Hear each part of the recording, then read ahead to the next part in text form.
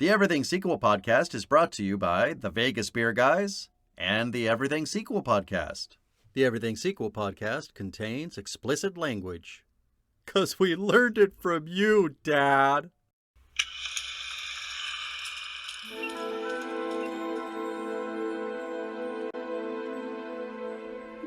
Hello and welcome to the Everything Sequel Podcast. This is a The Silence of the Lambs edition.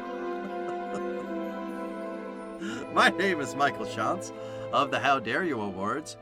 Joining me, the man locked in the cage, Tom Stewart of Lonesome Whistle Productions. Say hi, Tom. Ever go out for cheeseburgers and beer? The amusing house wine? That's a character called Pilcher. Yeah. Who I nonetheless, even though I knew that was his name, referred to him as Clarence the Cross-Eyed Lion. And I'm going to blame the movie for that. Really? Yes. Bold. Yeah. That's an interesting couple of minor characters in that scene. Oh. We spoke about Frasier in the last episode. I know, yeah. It's Bulldog Briscoe. I half wanted him to say, "Where's my bug? Somebody took my bug! Yeah. This stinks! This is total BS! Oh, here it is." It's not the last time we'll see him in this series, either. No? No, but not as this character. Where does he show up? And that's not the only time that will happen. We'll save it. What? I don't remember seeing it. I'm probably giving it away if I say people have to pay for that information. Oh, okay.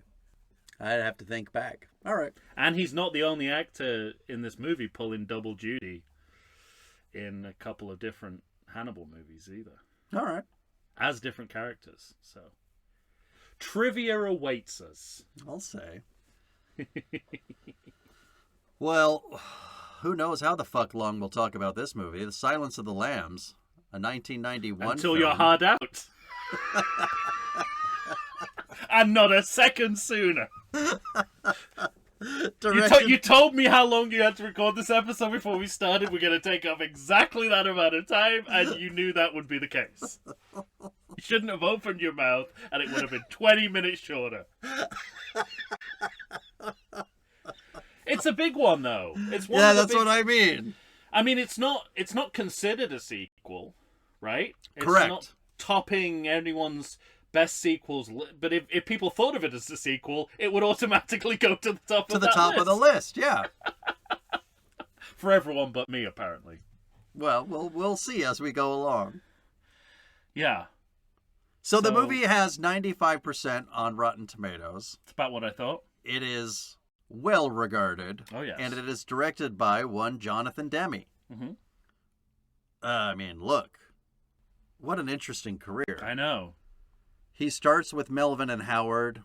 We got a movie I didn't realize he directed, like Swing Shift. Mm-hmm.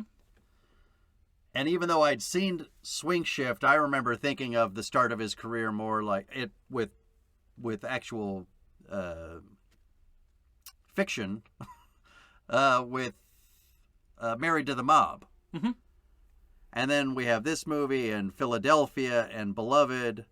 And then we get into the weird part of his career with The Truth About Charlie and the Manchurian Candidate remake. Oh, wow. But he got kind of, at least the film got Oscar buzz and an actor nomination for Rachel Getting Married.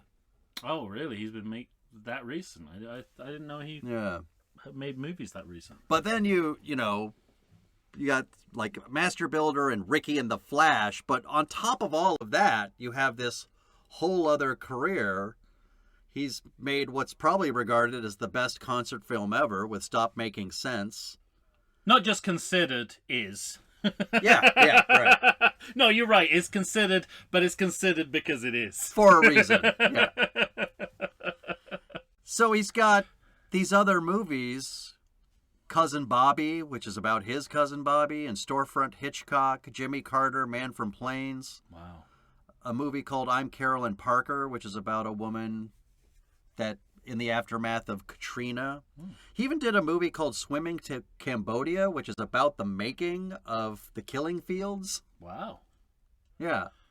So he has this whole other career as a documentary filmmaker and concert. And on top of that, we've talked about this before, he's one of those guys that started in videos. Music videos, yes. Yeah. And that's very evident here, I think. Mm-hmm. There's many scenes which seem to be timed to music. Yeah. The only movie you didn't mention that I know him for is Something Wild. No, did I miss it? I don't think I don't think you necessarily mentioned it. No, with Jeff Daniels and Melanie Griffith. Mm-hmm. I don't know it. Oh, it's quoted by. It's like basically like a reminiscent of After Hours. It's a Square meets Square goes on a date with hip person movie. It's a very small genre, but that existed. Daniels is the Square. Yeah, mainly in the 80s, but I think they acknowledge that Principal Skinner is somewhat based on Jeff Daniels from that movie. Fantastic. Because he at one point says when he's dating Edna Krabappel, she says, "Let's go wild," and he goes, "Yes, something wild."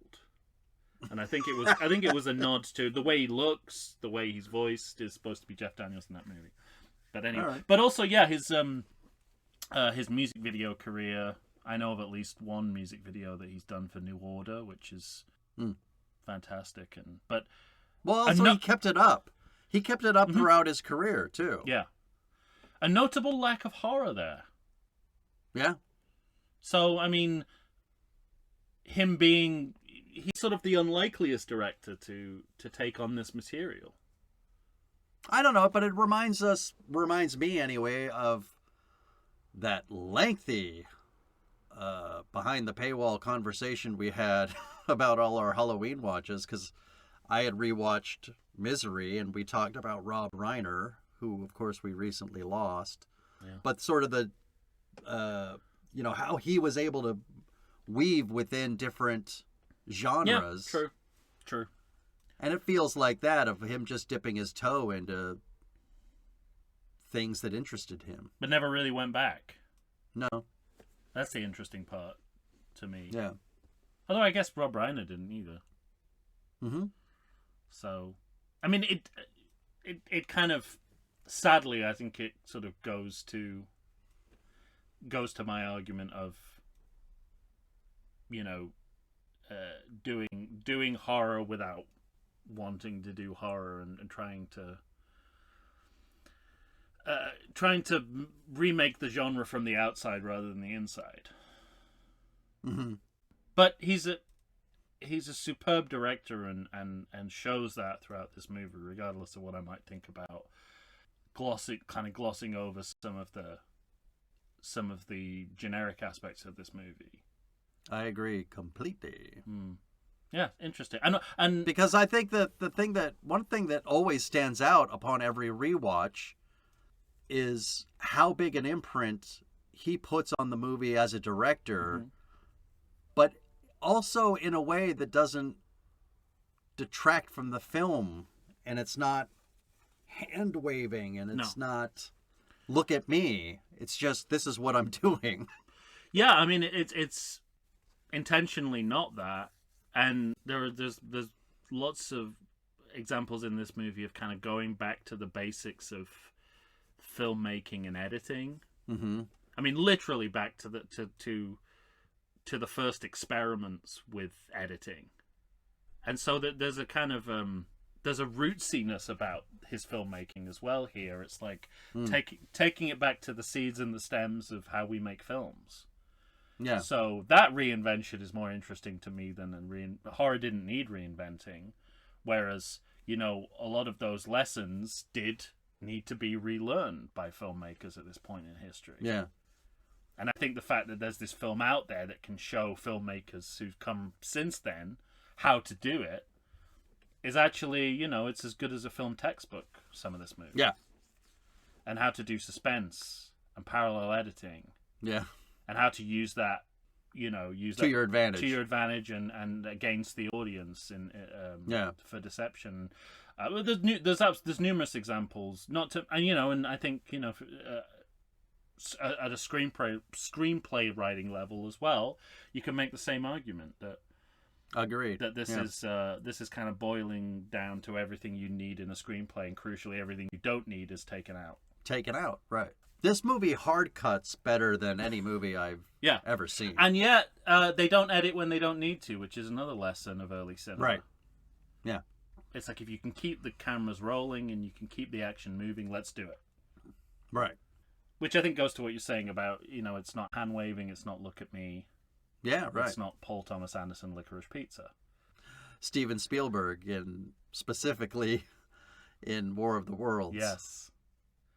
Well, it was more tentacle waving, but yeah, I'll then hand that waving. scene of the camera moving around the car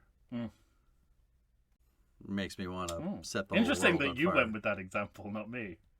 Yeah, I hate it so much. Now, doesn't Jonathan Demme have a famous brother, just like the director of our next movie, Ridley Scott, also has a famous film directing brother? He does indeed. Ted Demme. Yeah. What's Ted Demme? I don't know. Actually, maybe we shouldn't go into what Ted Demme's done. Let's save that for. I don't know if he's ever directed a sequel, but I don't know.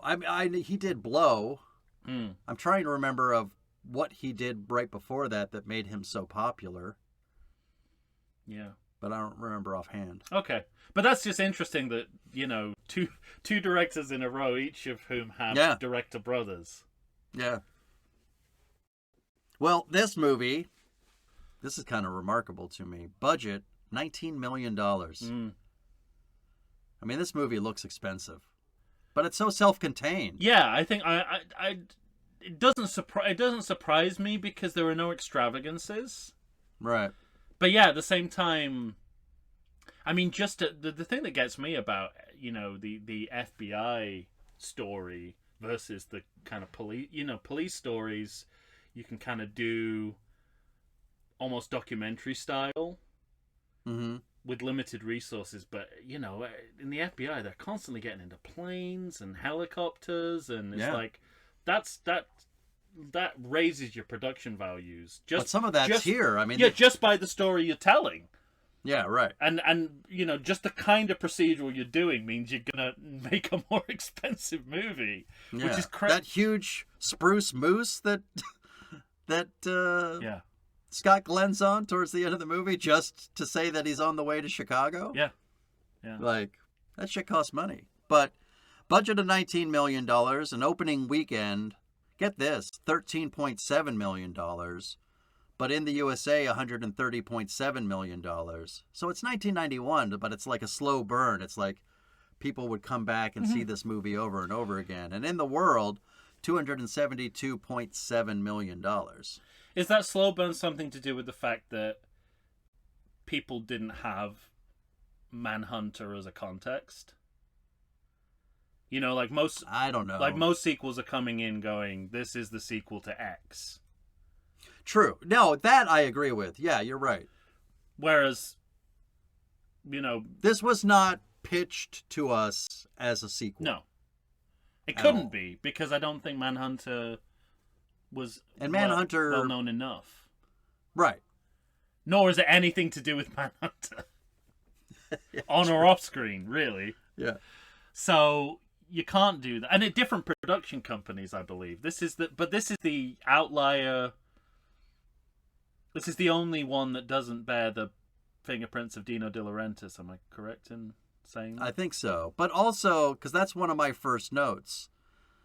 Because I bought this film digitally a while back.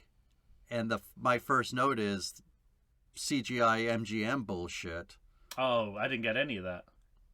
Good. You gotta watch. Because I don't even remember that. You gotta watch it free on Tubi. It's worth the ads for getting the bog standard. Just the glorious Orion logo. Because that's the one I was like, I'm pretty sure it's just Orion, isn't it? Oh yeah. My version was certainly. Okay, good. Oh, you did. Oh, don't tell me you got the lion being pulled away from the. Oh, Yeah. it's horrific. Wanted to kill myself. Yeah, I know. Well, how do you think that lion feels being dragged out of you? Right. You know, lions, they're notoriously temperamental.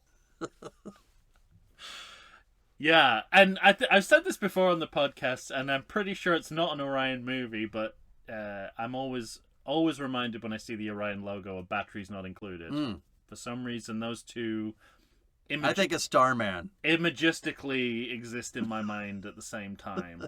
But like Orion, the logo, they kind of wrote themselves into a corner with the Orion logo because you're expecting a feel-good science fiction fantasy. Yeah, right.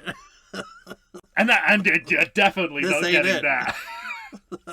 Which the charcoal woods and black lettering of the titles will immediately tell you. Right. And so these are some of my first notes. You know, we're in Quantico and in the woods, and we have those black credits with the white border, and it's as though Demi is saying, hey, this is a horror movie. No matter what you say, Yeah. I'm selling this. But on top of that, you have this musical score that hits you first, where I'm saying to myself, boy, do I feel in safe hands. Like this, like it's the total opposite of the other two movies we're going to talk about. It's Everything's already working perfectly as it should for film right when this movie starts. Yeah, for me. They established this monochrome color palette that kind of carries through the movie in this opening scene. It's not a very colorful movie at all, and I think that's the right way. That's the right way to go with the story you're telling and the characters you're covering. And when you do get those pops of color, like in the famous red, or should I say infamous Buffalo Bill Mangina scene, it really stands out. I mean, it's really arresting. And I think of Clarice Starling and Chilton right before she's about to see Lecter for the first time, and there's just this red light. Oh yeah, in the hall bathing them. Yeah. So I think it's a smart baseline to kind of to make it seem like almost like a black and white movie, and then the color, kind of Wizard of Oz style sort of just comes out, just pops out of nowhere. And I think the orchestral soundtrack is that it's your first example, as you said, to try and class it up a little bit. Yeah, right. And so I have kind of mixed feelings about it, although coming from my preference is towards movies in an era where all those soundtracks were orchestral, so I naturally like it and prefer it. Yeah. But it's not. It also doesn't feel kind of modern in the way that they're going for with the rest of the movie as well. I think it is. It's like hiring a string quartet because you want to impress people that kind of feel about it. And again, I don't know, the music itself. Howard Shore, always loved, though. I mean, it's so good. And Howard Shore did most of Cronenberg's movies, and I love his scores. I think I think it's perfect.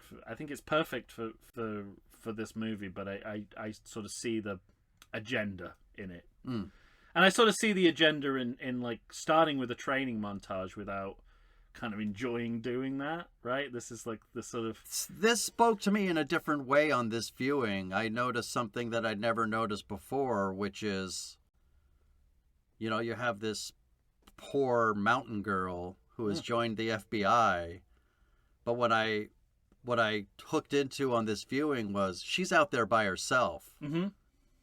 So it's possible that this is not an assignment.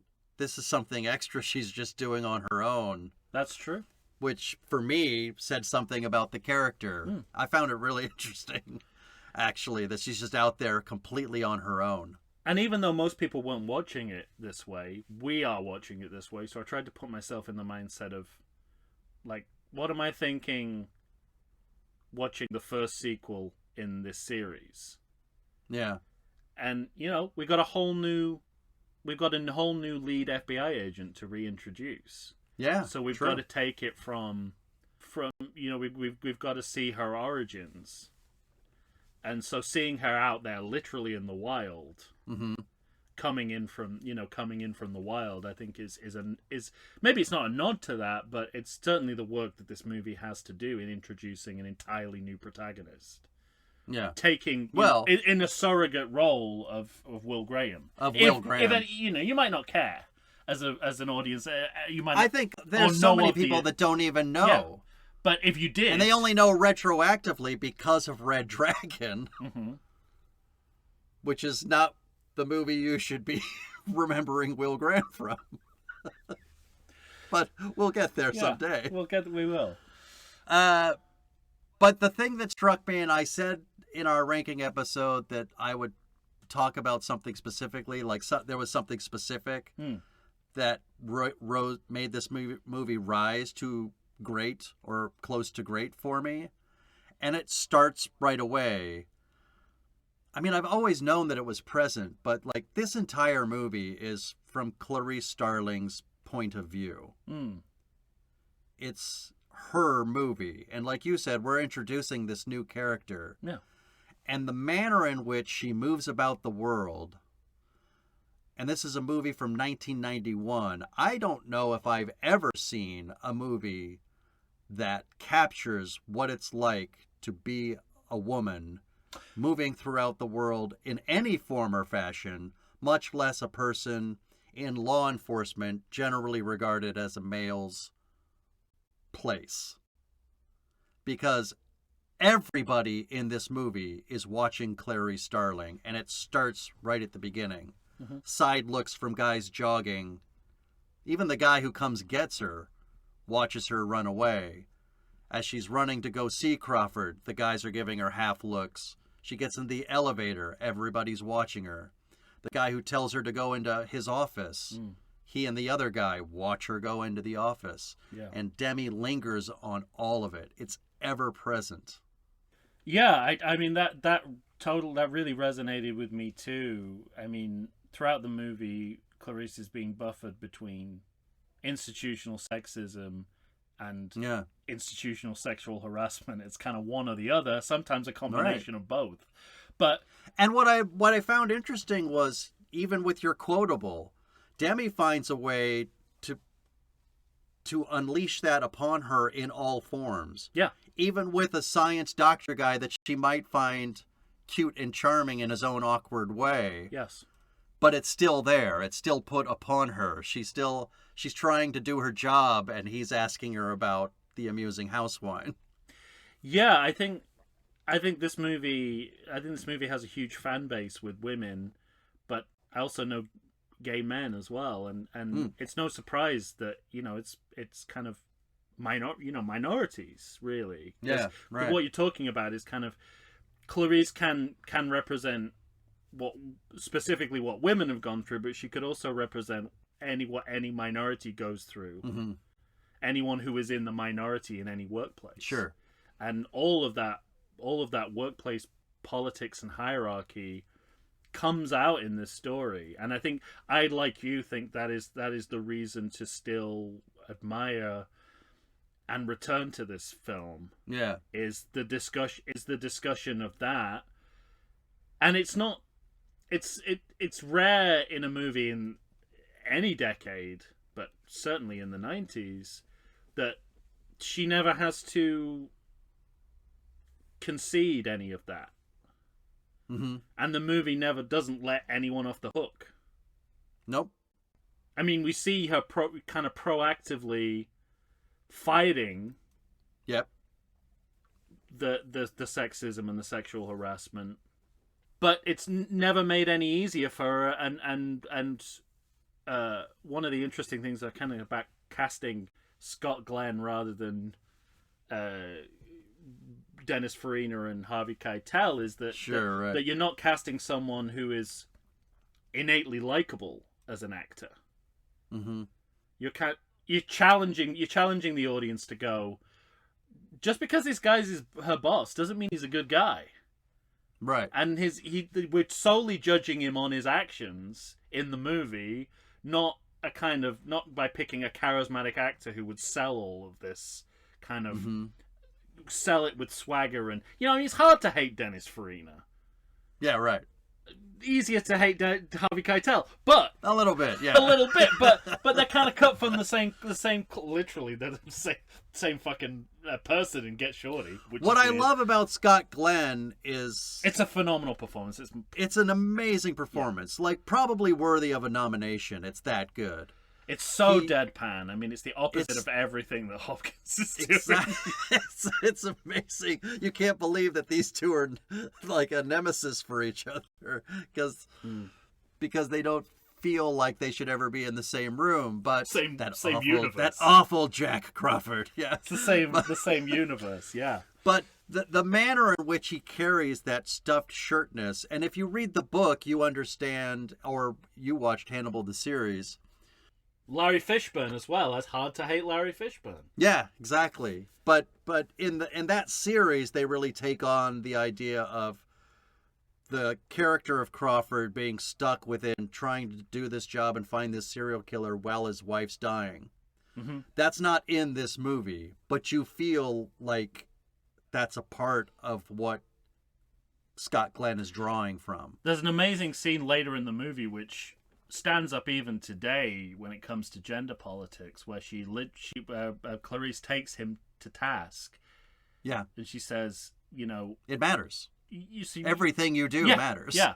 It's like you can apologize to me later and say you're pretending, but they don't see that.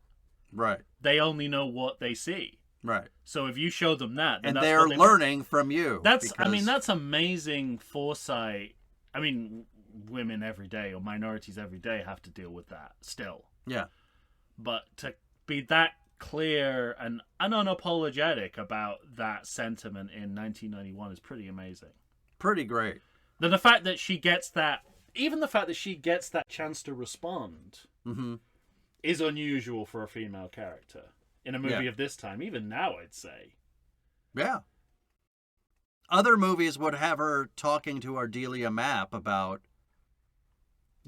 oh, you know, I got on the elevator this morning and all these guys are just looking at me.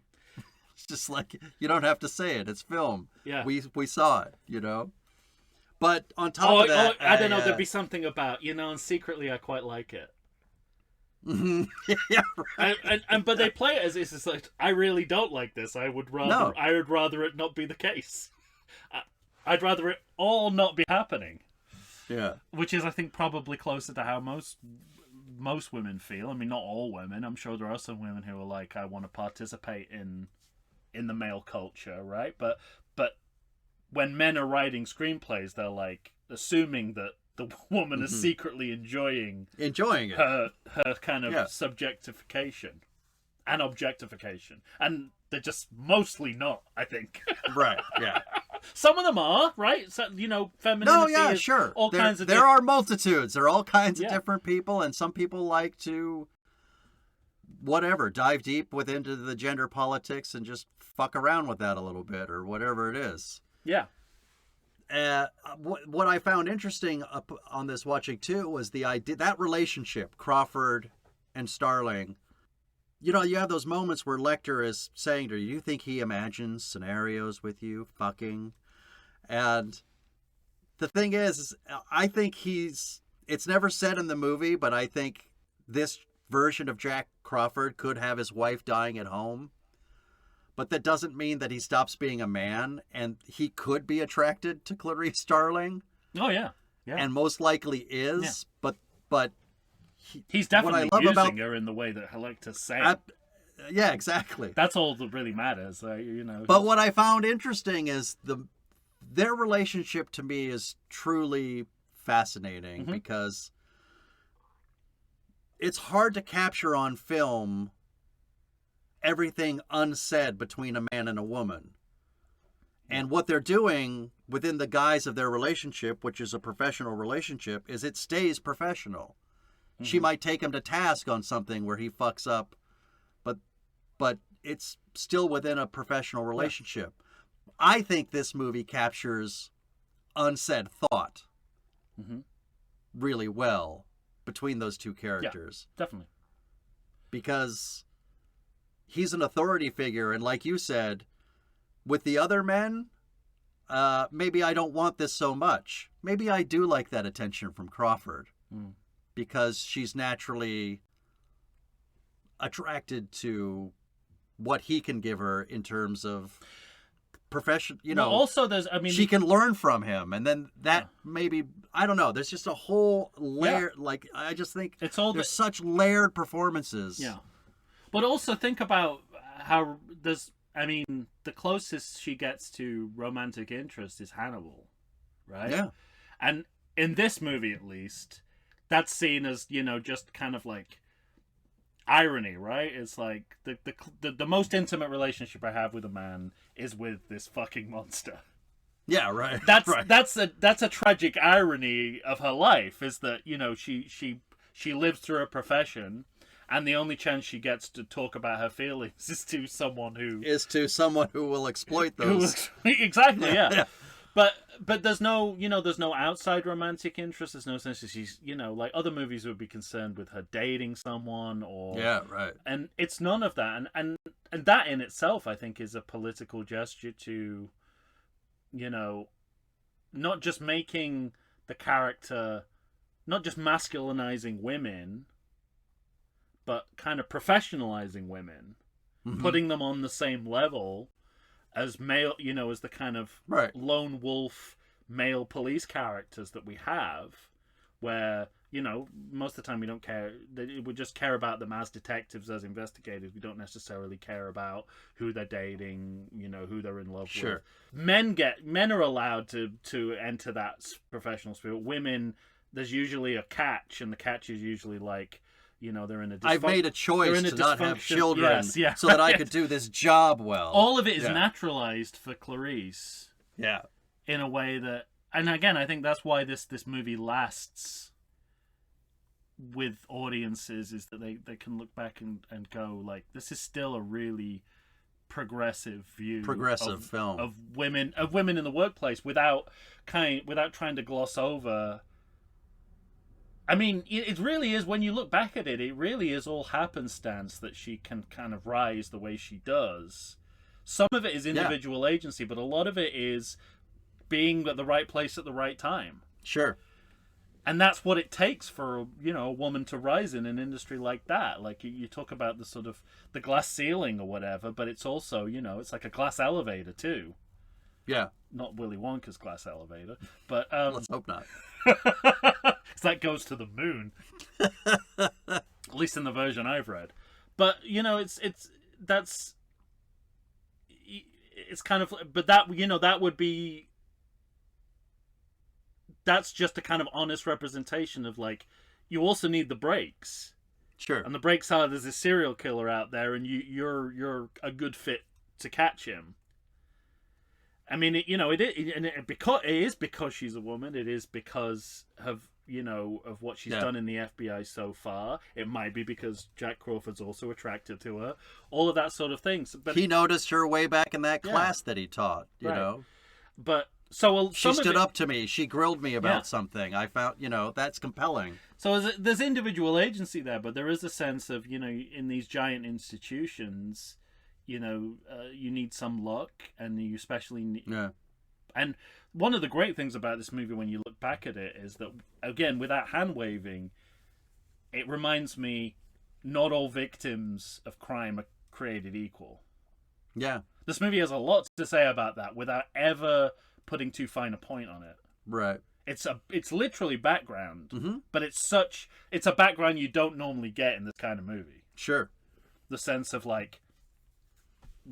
the resources that the FBI spend on finding this woman wouldn't mean shit if she wasn't a senator's daughter. Yeah, right. There's a real clear sense of that. Or the one thing I always think about whenever I watch this movie is how many lives they could have saved if just one person in the FBI understood anything about sewing. Mm-hmm. Just looking at the bodies. Yeah. Like, you could have figured this out so soon. And you mentioned this in the ranking episode, that idea of, like, what Hannibal Lecter can see that almost feels like a superpower, that his reasons of deduction. It's just psychiatry. And it's just psychiatry. He's just Fraser Crane. There's this moment late in the film in which... Oh, Kelsey Grammer Hannibal Lecter? Could still happen. We could still have it. And I don't know what to do with those tossed salads and scrambled brains. They're calling again. Dun, dun, dun. I feel like I went from like saying the most sophisticated thing I've ever said about the film to the stupidest thing I've ever said on this podcast within about a minute of each other.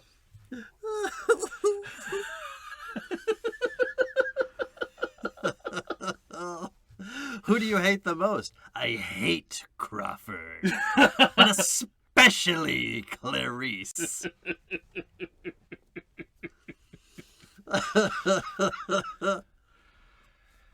What was I saying? I don't even remember. No. I'm sorry. You waylaid me. I'm so well. That's that when you do a cannibal re-lyricking of the theme from Frasier, that tends to happen. Oh, that's great. Well, you were talking about his superpowers. Oh, I was going to say something. Yeah, his superpowers. And there was this great moment later in the film where I think it's when he's on the plane, and Crawford is... No, it's earlier than that. Whenever he's talking about dumping the bodies, because he says, okay, he kidnaps them, he waits 3 days, he skins them, and then he dumps them in the river. The first one he weighted down, then he got sloppy, and it's like such a cop way to think. Like the killer just got lazy. There's no other meaning behind it, and then a psychiatrist is able to say, hey, dum-dum, no, of course there's a meaning behind it. Yeah. You know? And I think this movie is able to show the limitations of police in general just because of their mind view. And this whole thing reminded me of that, where I just thought, man, if one person knew how to sew, they could have saved like 4 more lives. Yeah. And, you know, if people... And it's a kind of a reductive also way of saying if we thought like women, right? If we knew as much as women did. And that's what this movie is telling us in different ways as well. You know, it's not just about equality, it's also about viewpoint.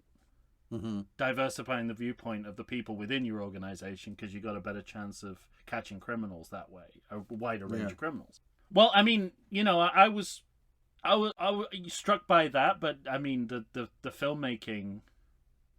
I mean the commentary comes sort of immediately when you see that sign that says hurt, agony, pain, love it. Right. I'm sort of like, okay, so you know the sadistic tendencies of the FBI are about on the same level as the serial killers they're trying to catch with that kind of mantra, right? I mean, that's sadism 101. Yeah, right. Well, and it felt very militaristic to me, too, which I didn't necessarily equate with the FBI. Right.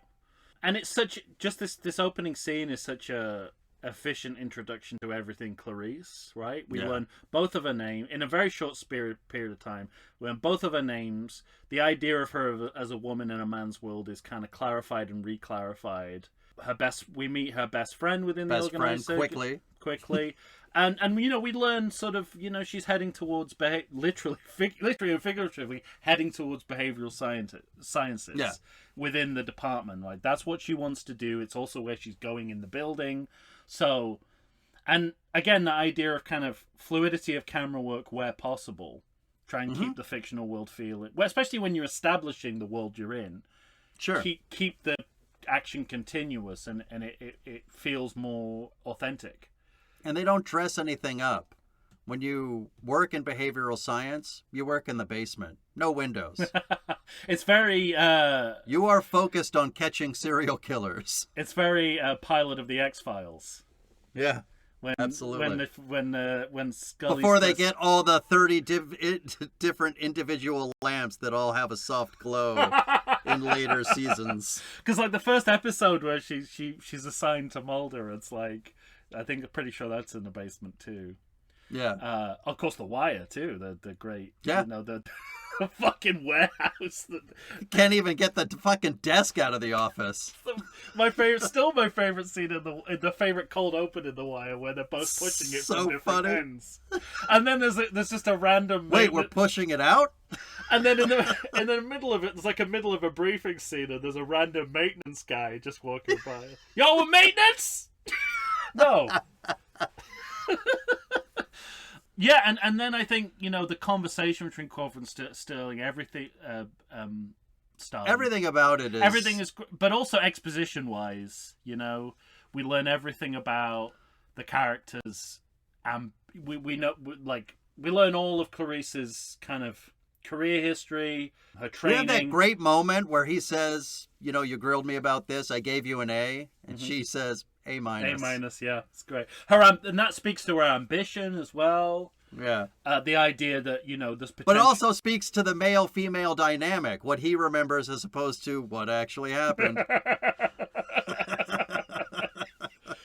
And, then there's a potential for conflict between the two of them with that. Yeah. They have a history of conflict. That might come out again, and indeed it does. Sure. But on top of that, Demi is also showing us what he's going to do with the film, with all the extreme close-ups. Yes. And it's... yes. I mean, I honestly, it was really... I thought it was remarkable to watch from a technical standpoint. Because when you watch a scene normally, and it's it's still a fairly close shot, but, whoever's on the left, camera's going to be on their right shoulder. Whoever's on the right, camera will be on their left shoulder. Yeah, the classic. And that way you don't have a cognitive dissonance when you're watching it as a film goer. So they say. So they say. Yeah. But here, you have that exact same thing happening, but only with the eyes, because you have the camera so close on his face, but Scott Glenn looking to the right, and Jodie Foster looking slightly to the left, and you still have that. Yeah. And from a technical aspect, I just think what he's doing is so interesting. It's really striking, isn't it? Like, when we think about close up is kind of used as it's kind of a optional. It's never for this. It's never for just a conversation. It's because the kind of it's more later in the film when the what was it? Like, as that camera's pushing in. I mean, I actually like the moment because it's pushing in for both of them. But that choice to sort of front load close up here is interesting. Yeah, exactly. I mean, and again, I think it goes back to early cinema, which was where the actor was the visual. Mm-hmm. It's a return to that, and it's kind of first of all, it's telling the audience you're kind of the visual language of the film is going to be the face, right? With these kind of extreme close-ups and also a blurring of the background as well, so that you can't look at anything else. Telling the story through the face. Also, the keying in early to the idea that the story is going to be character-led drama rather than story-led drama, which I think is an important distinction to make at this point. But it reminds me of those kind of early movies like Passion of the Joan of Arc, the Carl Dreyer movie, which is like all 95% close-up on the face of the lead actress. So I think again it's like this is sort of grassroots cinema almost. Yeah. It kind of recurs, like you say, in different ways throughout the movie. This use of close up. Different movies. I mean, he does this a lot in Philadelphia, but it never works as well as it does here. Yeah, it's tailor made for this movie with these, for better or worse, really strong individuals. Yeah.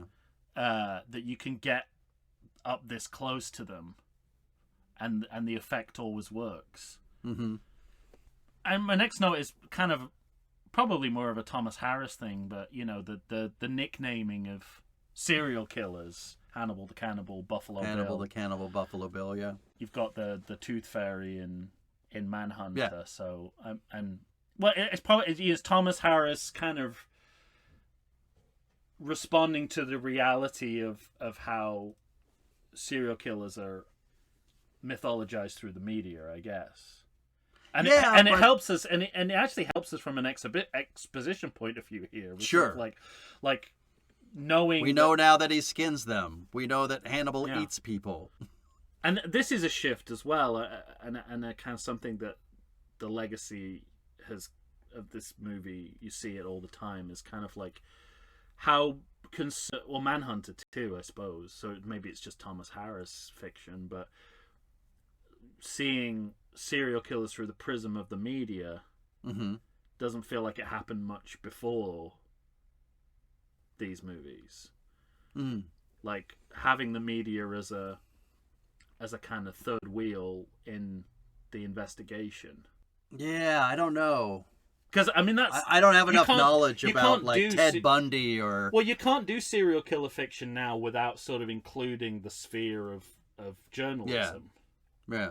in one way or another, and that seems to be quite revolutionary here. Because I don't think police procedurals kind of considered too much about their relationship with the media before this.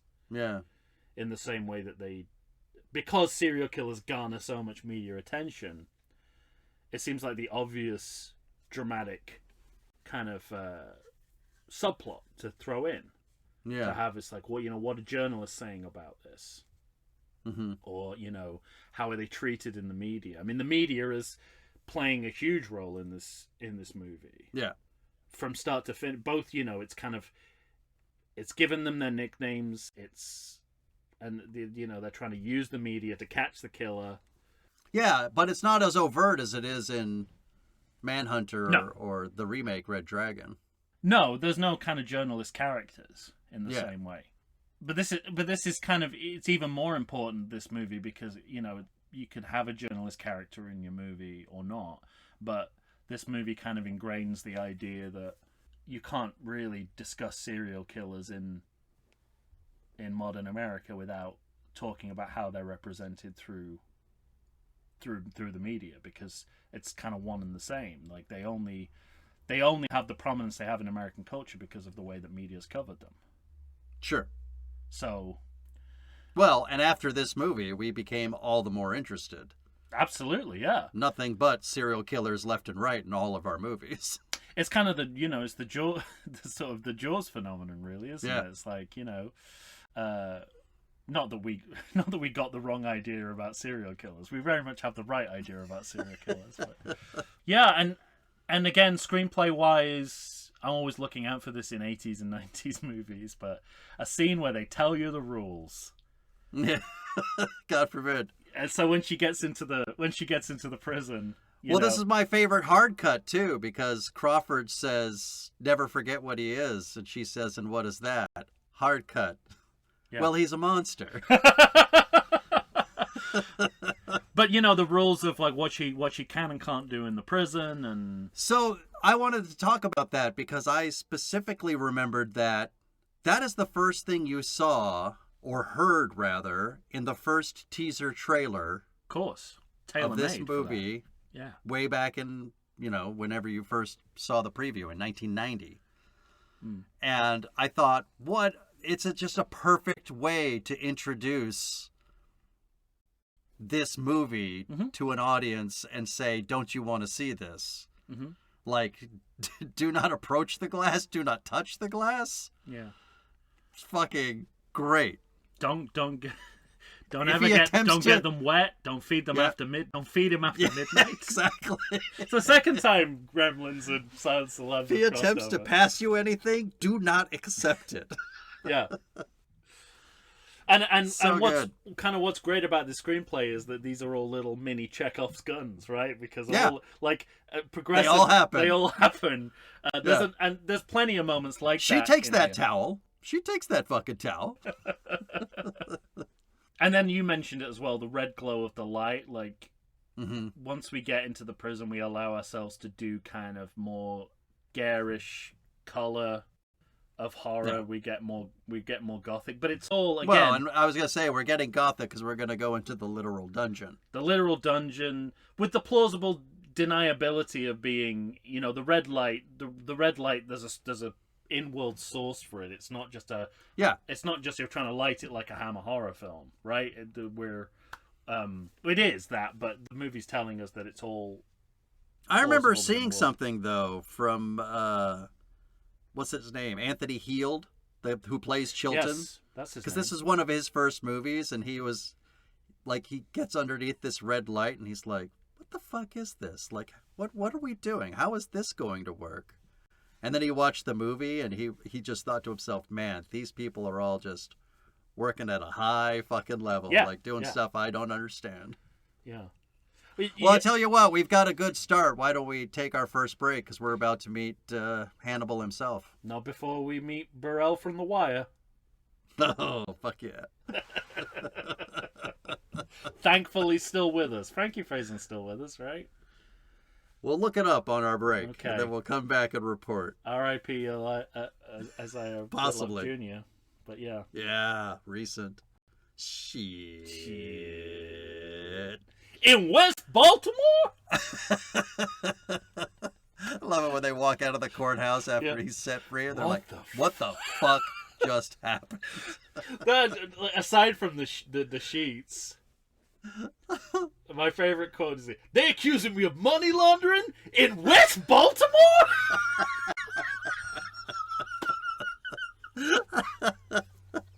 All right, a fine little detour right before break. We'll be right back. This is set in Baltimore. I like to think I know something about beer, but nowadays even I get overwhelmed when confronted by the exhaustive selection of craft beers they have at bars, breweries, and even grocery stores. Back in the day you had one, maybe two craft beers to choose from, and if you were confused, you ordered a Guinness. But in beer-stinations like San Diego, the craft beer options lately are in double, sometimes even triple digits. So what's a beer drinker to do? You need what I need, the Vegas Beer Guys.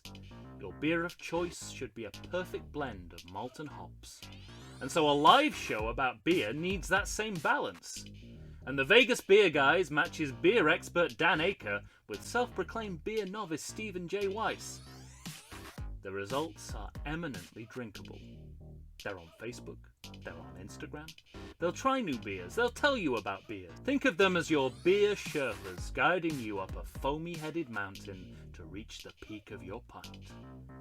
God, I need a beer.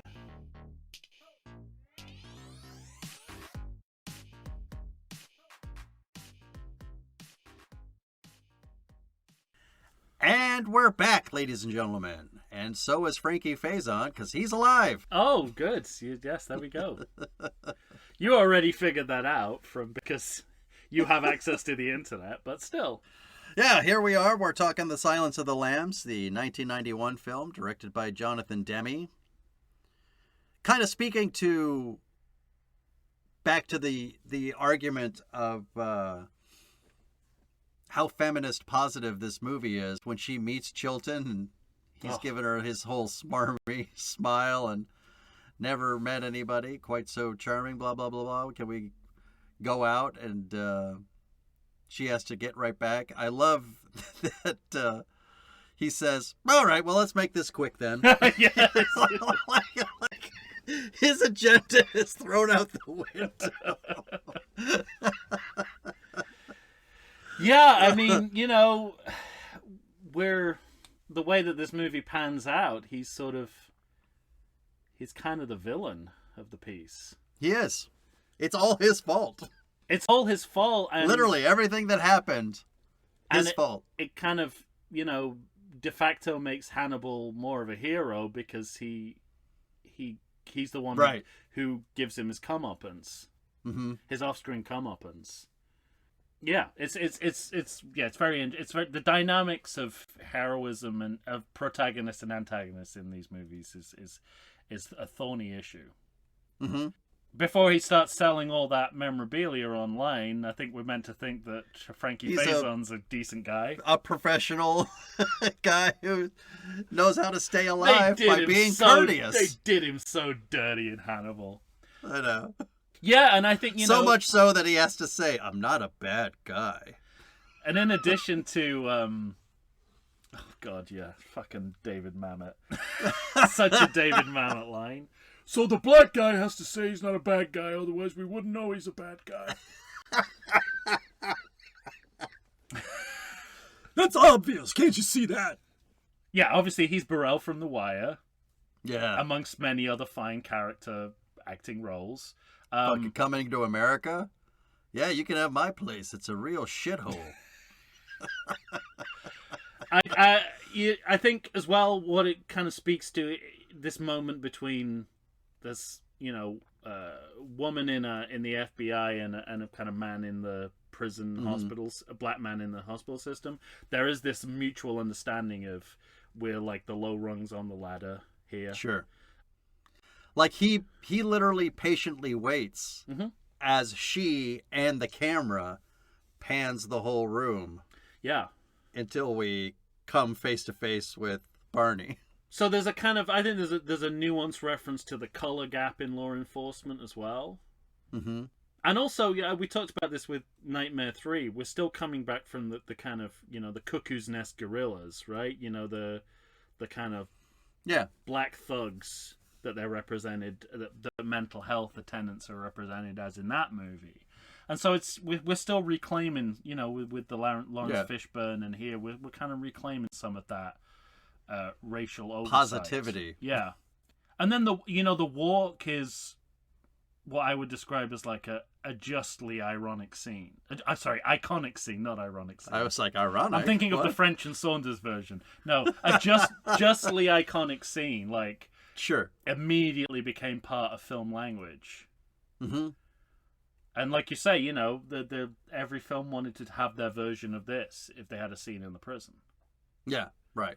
So even though this isn't a prison drama, and they're not even in a prison, they're in a hospital.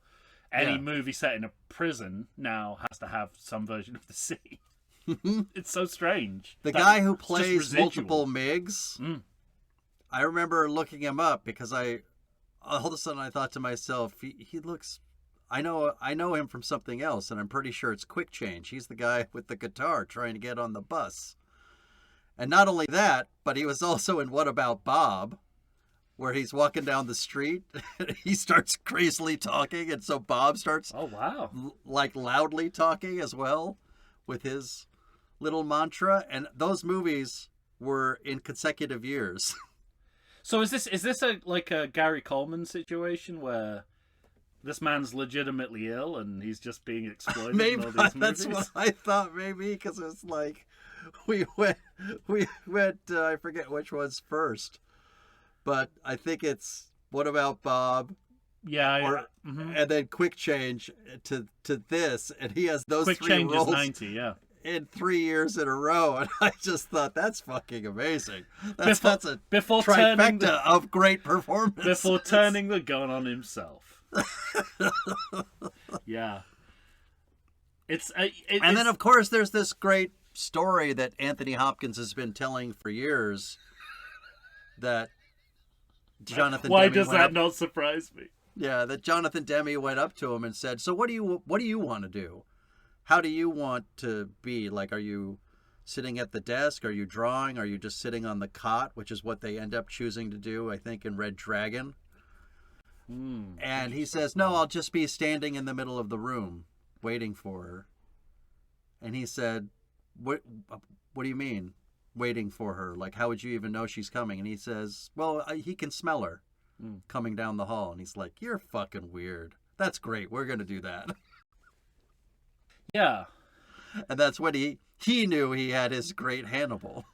His performance, particularly in this scene, is what I would describe as melodramatic restraint. Yeah. When the idea of restraint becomes so turned in on itself that it becomes melodramatic. Manic. This is whenever I see Marlon Brando, I'm like, his commitment to realism is one of the most artificial things you'll ever see on film. Mm-hmm. Right. Right, to the point it's like, there's a cat, grab the cat, I want to have the cat in here. And that cat's, it's real, that cat. So, unnatural stillness, right? Yeah. It's a specifically non-naturalistic performance he's doing, and he's doing that well. All of his lines. That's the thing. It's like he's making all these weird choices. Mm-hmm. I can't go so far as to say they're the wrong choices. No, they're just divergent to whatever. They might be wrong for this film. For everything else that we're seeing. I do think... And he makes a specific choice not to blink. Which he's talked about in the past. But it also forces him... I think every time he's about to blink, he bulges his eyes. Which starts becoming...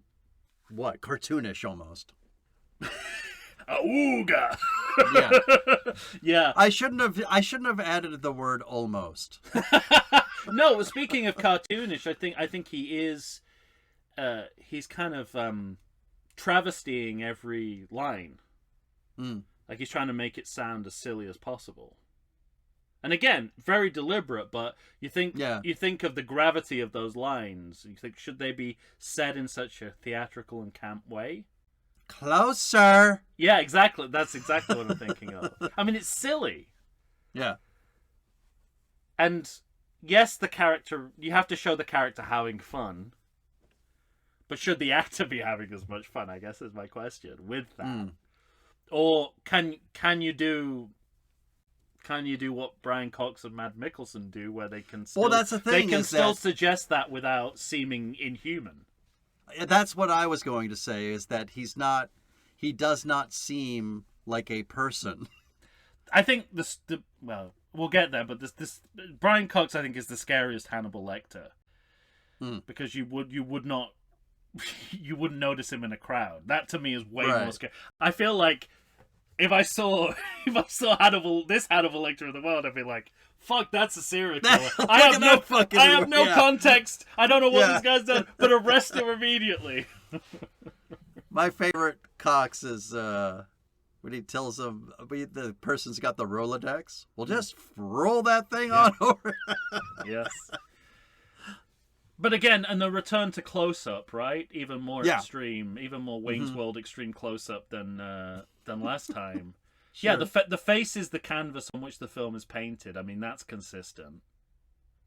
I think it also says something for Demme that he can have this manic, crazy performance, but as a director, like he still holds it in a way, maybe less for you than me, but you know, I have those moments where I'm like, that's over the top, but I'm never fully taken out of the film in a way.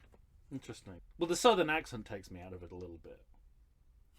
But I can perceived southern accent. Well, it's not a perceived southern accent. It's one that very much exists in the reality of the film.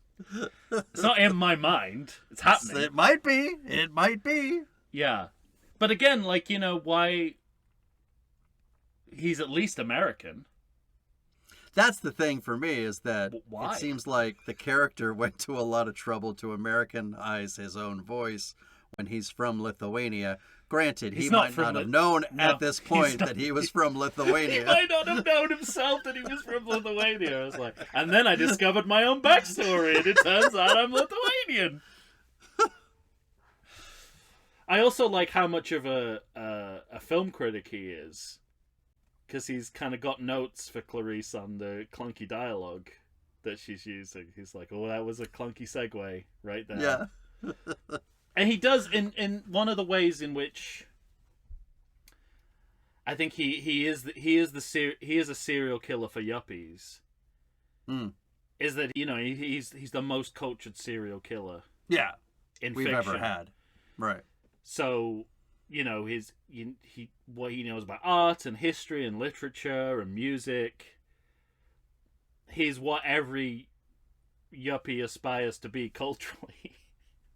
And I think that's why he's the perfect... Kept waiting for that to come into play in Hannibal Rising. Yes. That's also true. Yeah, it's hard. He doesn't have a classical education after all. No. Yeah, it's the, you know, it's the early 90s. The idea that quality, one of the ideas of quality film and television is for it to meet the cultural predilections of the people watching it.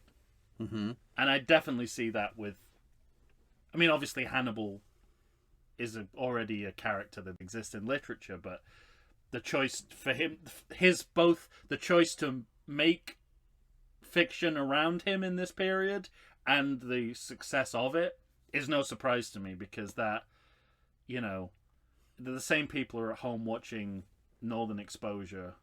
Yeah, right. Patting themselves on the back for getting all the cultural references. Same here. Picket fences. Yeah.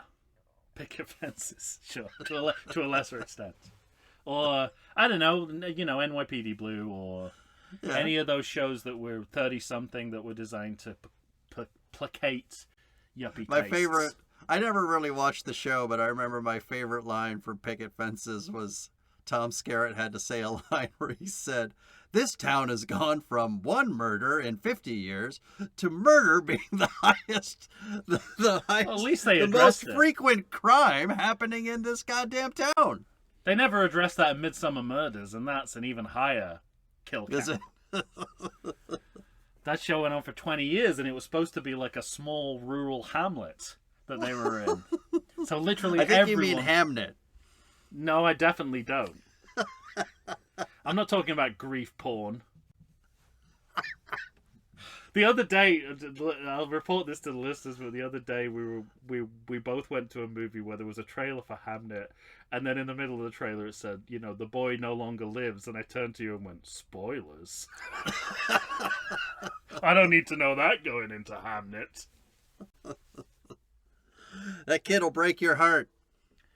Also, I almost turned to you because the last thing I ever want to see is a preview for a movie that's already been out.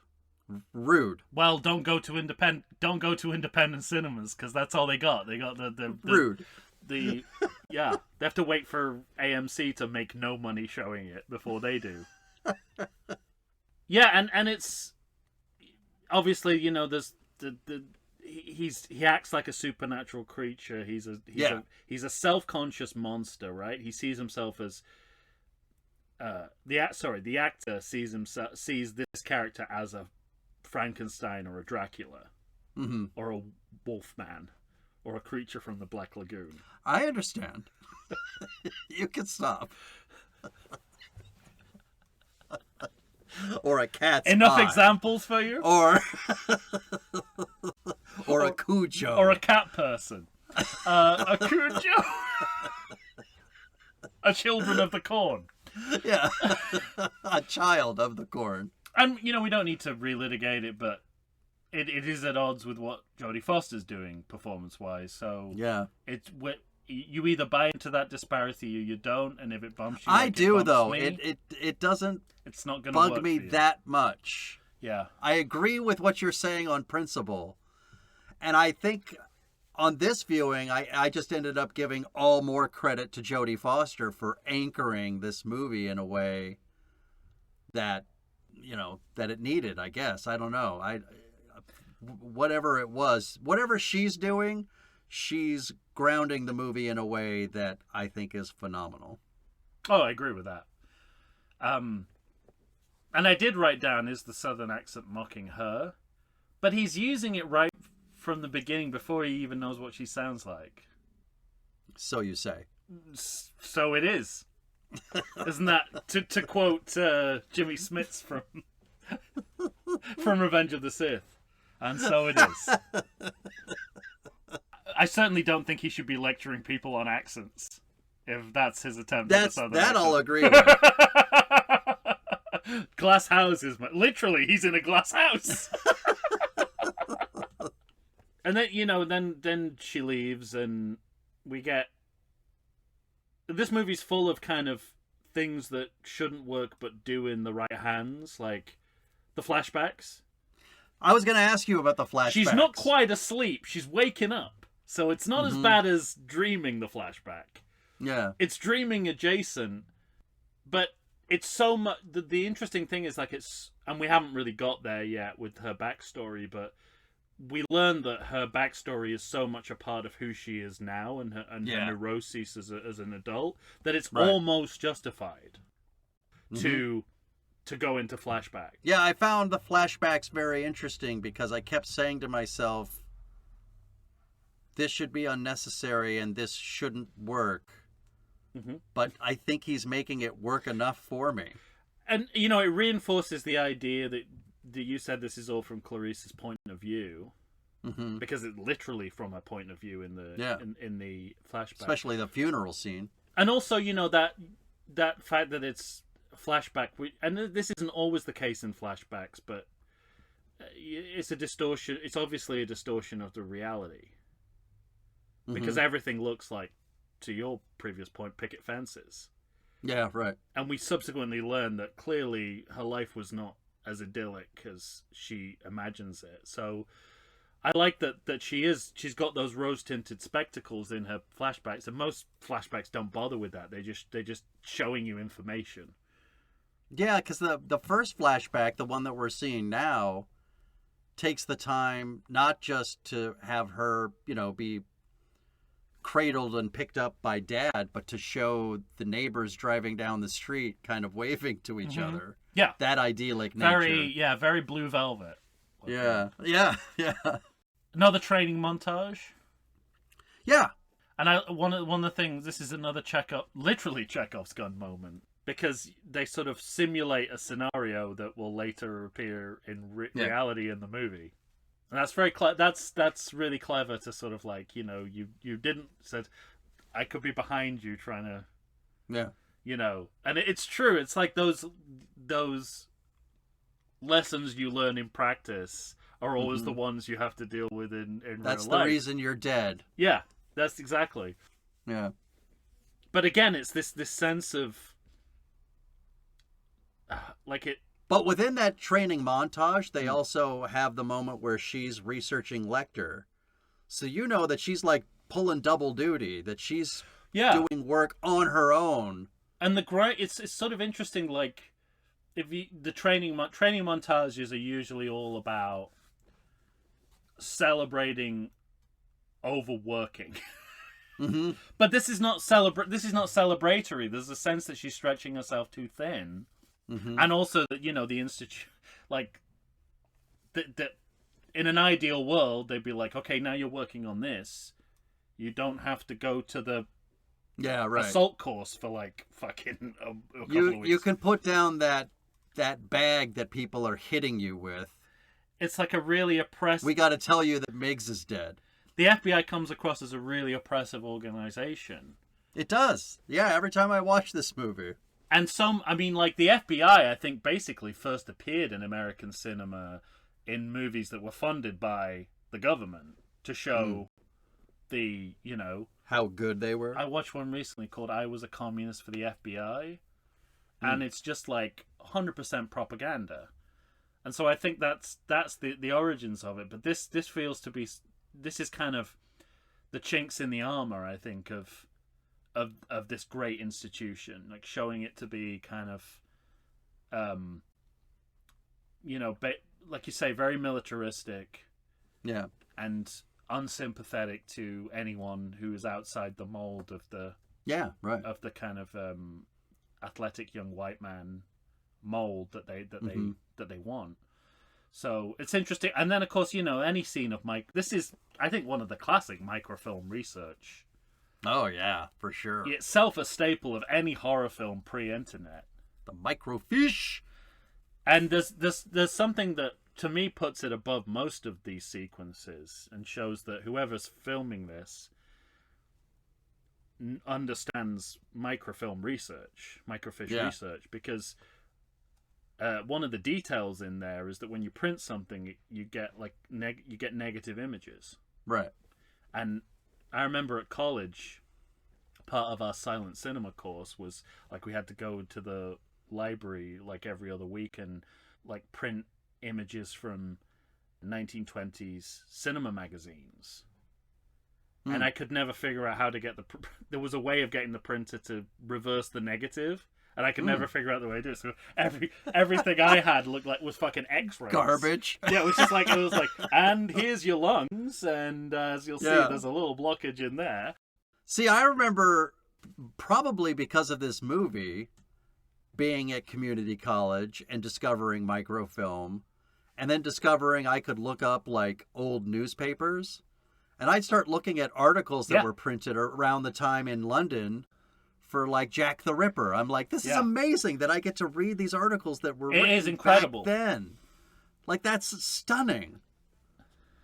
I kind of did the opposite of what you did because I was in Britain researching American television from the 80s and 90s. And I was able to go into the British Library and read fucking Tom Shales articles from the Washington Post about NYPD Blue. And the A-Team? Yeah. And, and obviously what you're reading about is more important, right? But that's what, it was the internet before the internet. Yeah, exactly, right. It was an analog internet. It was like you could, with this little small set of films, you could see parts of the world that you didn't normally have access to in your own home. Right. You could make the local global. And that was what the internet was supposed to do. But the great thing about that microfiche is it contained factual documents that could only be interpreted one way. Right. You would think. It's so funny. I remember like when the internet was first coming to prominence, sort of I was like arguing. It's like, well, with books, you know what you're reading. You know what you're reading is true, and people were like, well, yeah, but there's lies in so many books.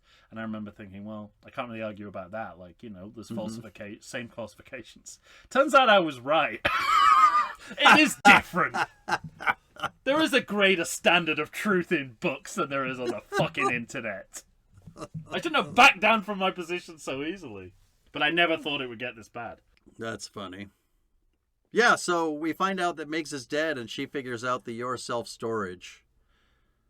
Yeah, I really like this scene, and again, this gets to the heart of what I like about this movie is the mundane, unglamorous side of law enforcement. That's my note too. It's the shoe leather. When you have a romantic notion of what it would be to be in the FBI and chasing serial killers, you don't imagine you have to, talk to the owner of your self-storage and say, well, will this guy help? Oh, no, he detests manual labor. Yeah. And have to get your fucking car jack out.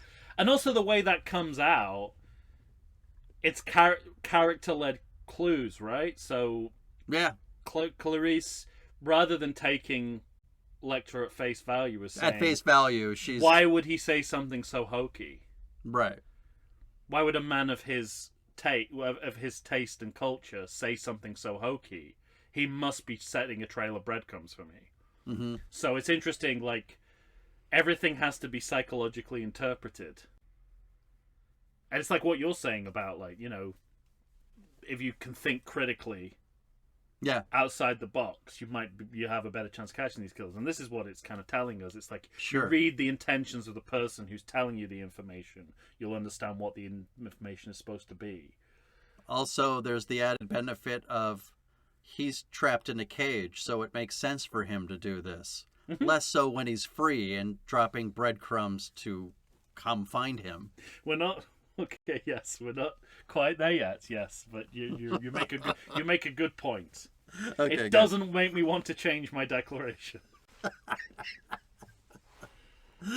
And I think this is like all the Chekhov's guns we've seen so far. This is a kind of a stylistic Chekhov's gun, because when she gets inside the locker, there's the flashlight in the dark, the wonky point of view camera.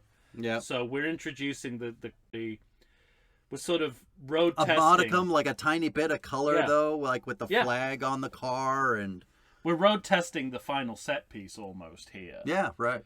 We're sort of literally kind of groping around in the dark to sort of it's like it's like letting your eyes adjust to night vision before that becomes the coup de grace. There's that aspect of it, and then there's the idea to me from Demi about horror without there being horror, really.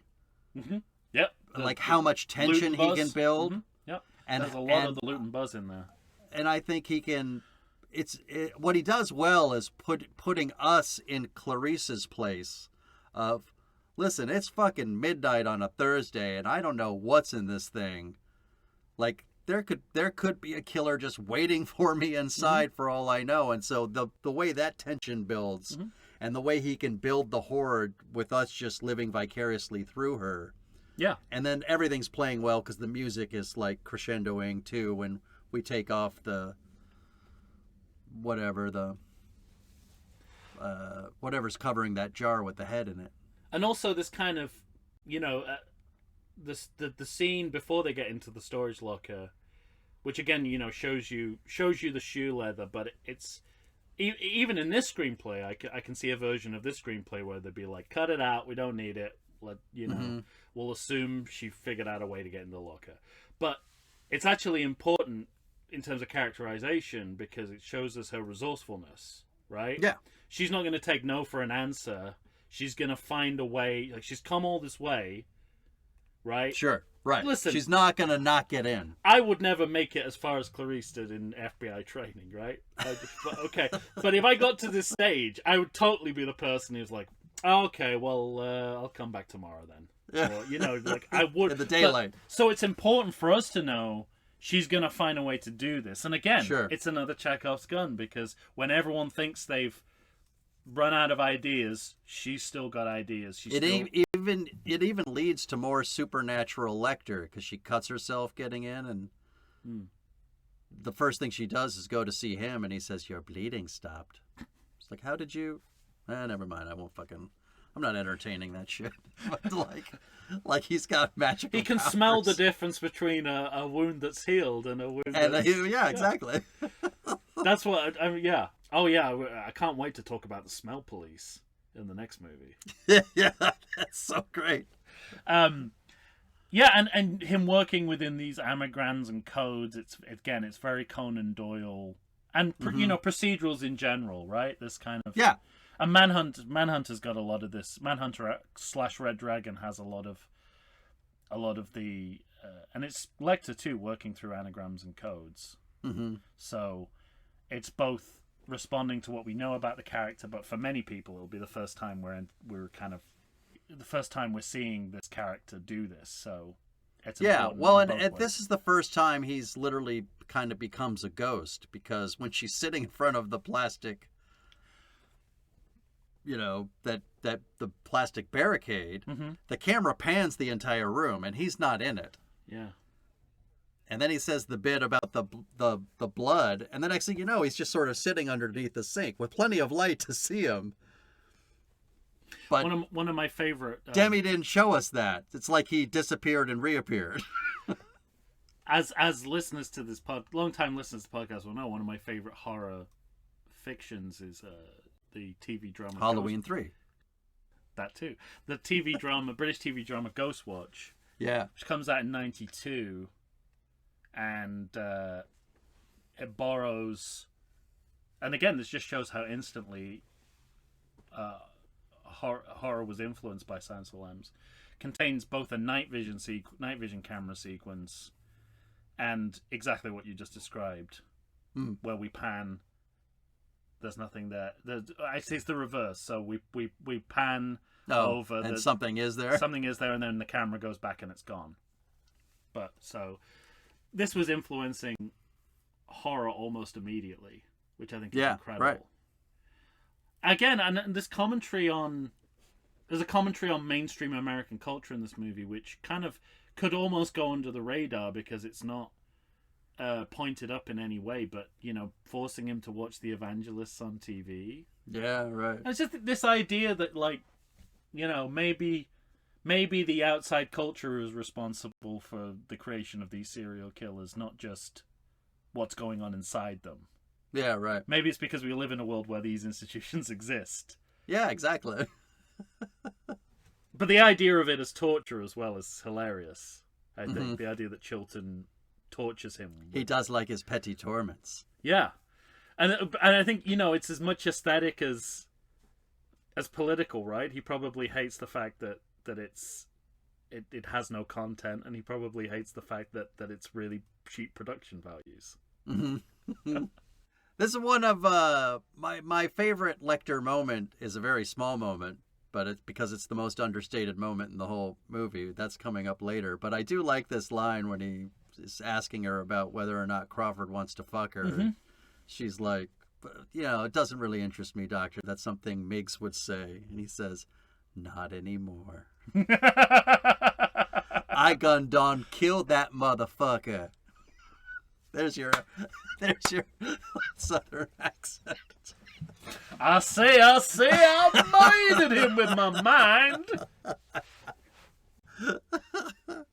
Yeah, and that parallel is really interesting, isn't it? That the screenplay parallels the action, Miggs with Crawford, because it sort of makes you think, have they behaved differently towards Clarice? Yeah, right. I mean, is Crawford just verbally flinging semen at her? Yeah, right. And the commonality in men using women, whatever strata of society they're in, is, again, really interesting, I think. Yeah. And the movie doesn't back away from those comparisons. No. Which is kind of interesting, like, of all the Oscar-winning movie, generally the Oscars sort of recognize movies that reinforce the validity of institutions. Mm-hmm. Whereas this one knocked them all down. And the people, and the people within them. The one thing I like about this movie, too, is there are times where Clarice is just flat out right. Like with the cops in the small town. She's like, it matters. Everything you do matters. And how you treat me around them matters. But when she kind of bucks against him sending her in to see Lecter at all without telling her why, and she's like, I just would have liked to have known. But when he says, because he has more familiarity with Lecter, and he kind of says, if I'd send you in there with an agenda, he'd have done this and shut down. And, maybe that's true and maybe it's not. But it's a valid reason to do what he did. Yeah. So there is that push and pull between what's right and what's wrong. And within the code of gender. Yeah, he's not demonized. Like, the character's not demonized. Yeah. But that's crucial as well, because you have to, I think, if you're in the position of a minority in a workplace, you have to recognize your boss in Jack Crawford. Yeah. And so it's important that he's not too that he's not wrong all of the time. Yeah. That, sometimes he has a good or valid position, but he can still be mistreating the people below him. He can still fuck up. Yeah.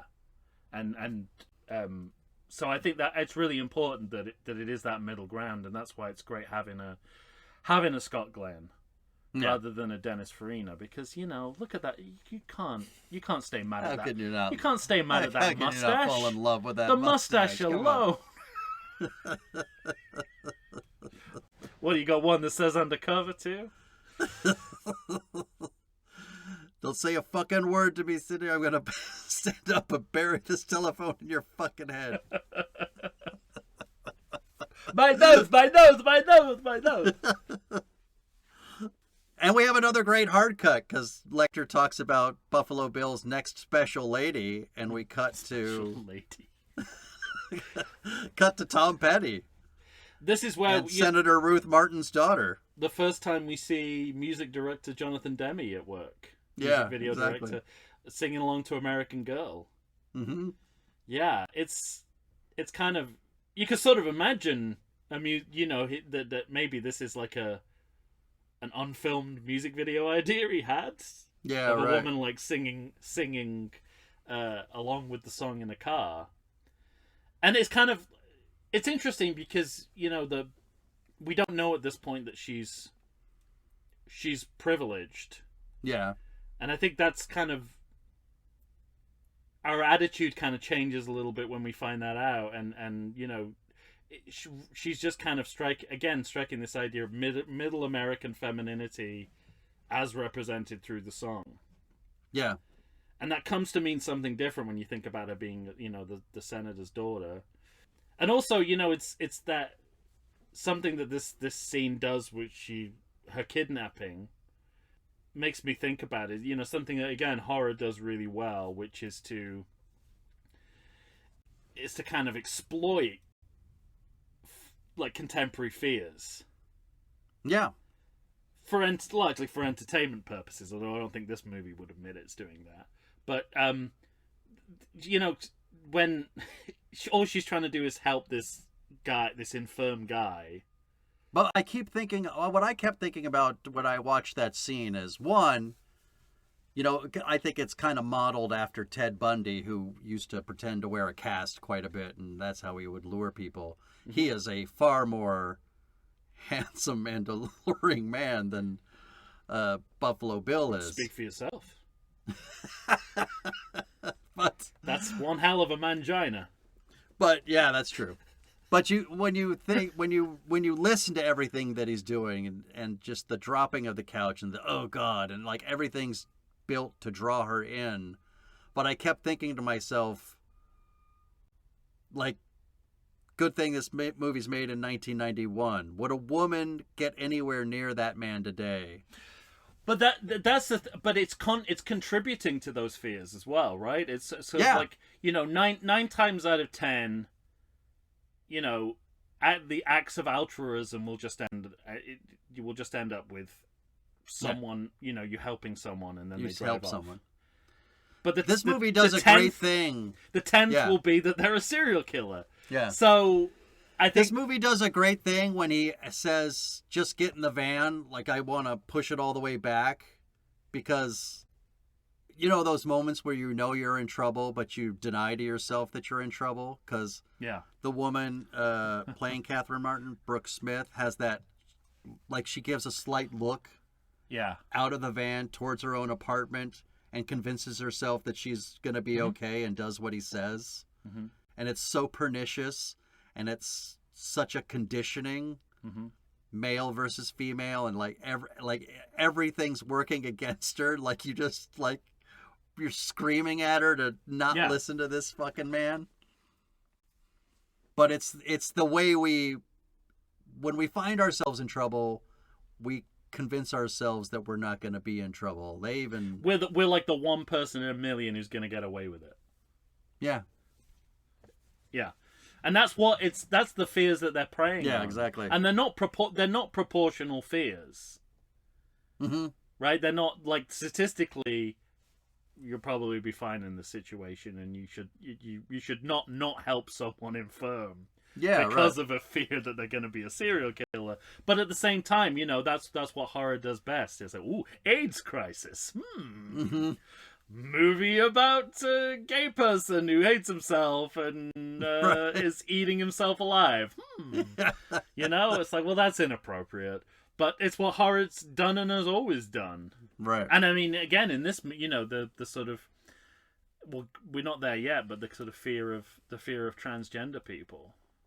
Yeah, that's the one thing about, you know, you could really knock this movie down for purporting that in the way that it does. I mean, I guess I take a little solace in the fact that Clarice Starling at least says the words out loud. There's connection between transgender or transvestites I think and violence. It's more well-meaning than previous horror has been about transgender people. Yeah. You know, and yeah, it is. It's trying to separate the connection whilst simultaneously reinforcing it by the story. While reinforcing it, exactly. Yeah, that's you can't get past that. You can't get past that. But you know, it's not saying that's the source of why he does what he does, or they do what they do. Correcting myself there. Well played. Thank you. Also, I like that she's a cat lady. Mm-hmm. Again, like, you think about it, there's no like boyfriend or any suggestion of like a romantic life. Yeah, right. And that's okay. She sure. can, you know what I mean? But there's potential for, you know, she's married, her husband, what does her husband think, and that sort of. But it's just, they just keep it simple. It's the mother, her political influence, and a single woman, adult woman with a cat. And she, you know, she's not not and also not sexualized, right? What's happening to her is obviously part of a somewhat sexual fetish.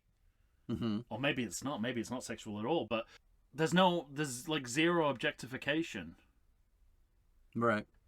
which is kind of amazing. When you For think 1991? well, Sure. when you think about basically how a lot of serial killer movies are kind of pornographic in nature. Yeah. It's just like a backdoor for doing pornography. And this one really isn't, really kind of doesn't do, it doesn't do that on principle. Yeah.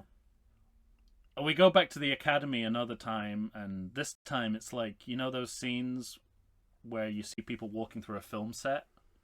Yeah, that's And, there's exactly. people with like astronaut helmets on walking around, and Because that's actually happening here when he's like, it's a Buffalo Bill type situation. You see the car chase thing that they're doing, but you see people just standing on the sidewalk with clipboards taking notes.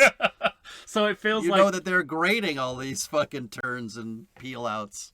a scene from Ed Wood, where he's taking Yeah, the car right. apart from one side of the studio to the other. Yeah, and despite the fact that you have to have this plane journey, or they feel they have to have this plane journey in order to tell the story, it's kind of like they do the exposition in transit, which I think is smart.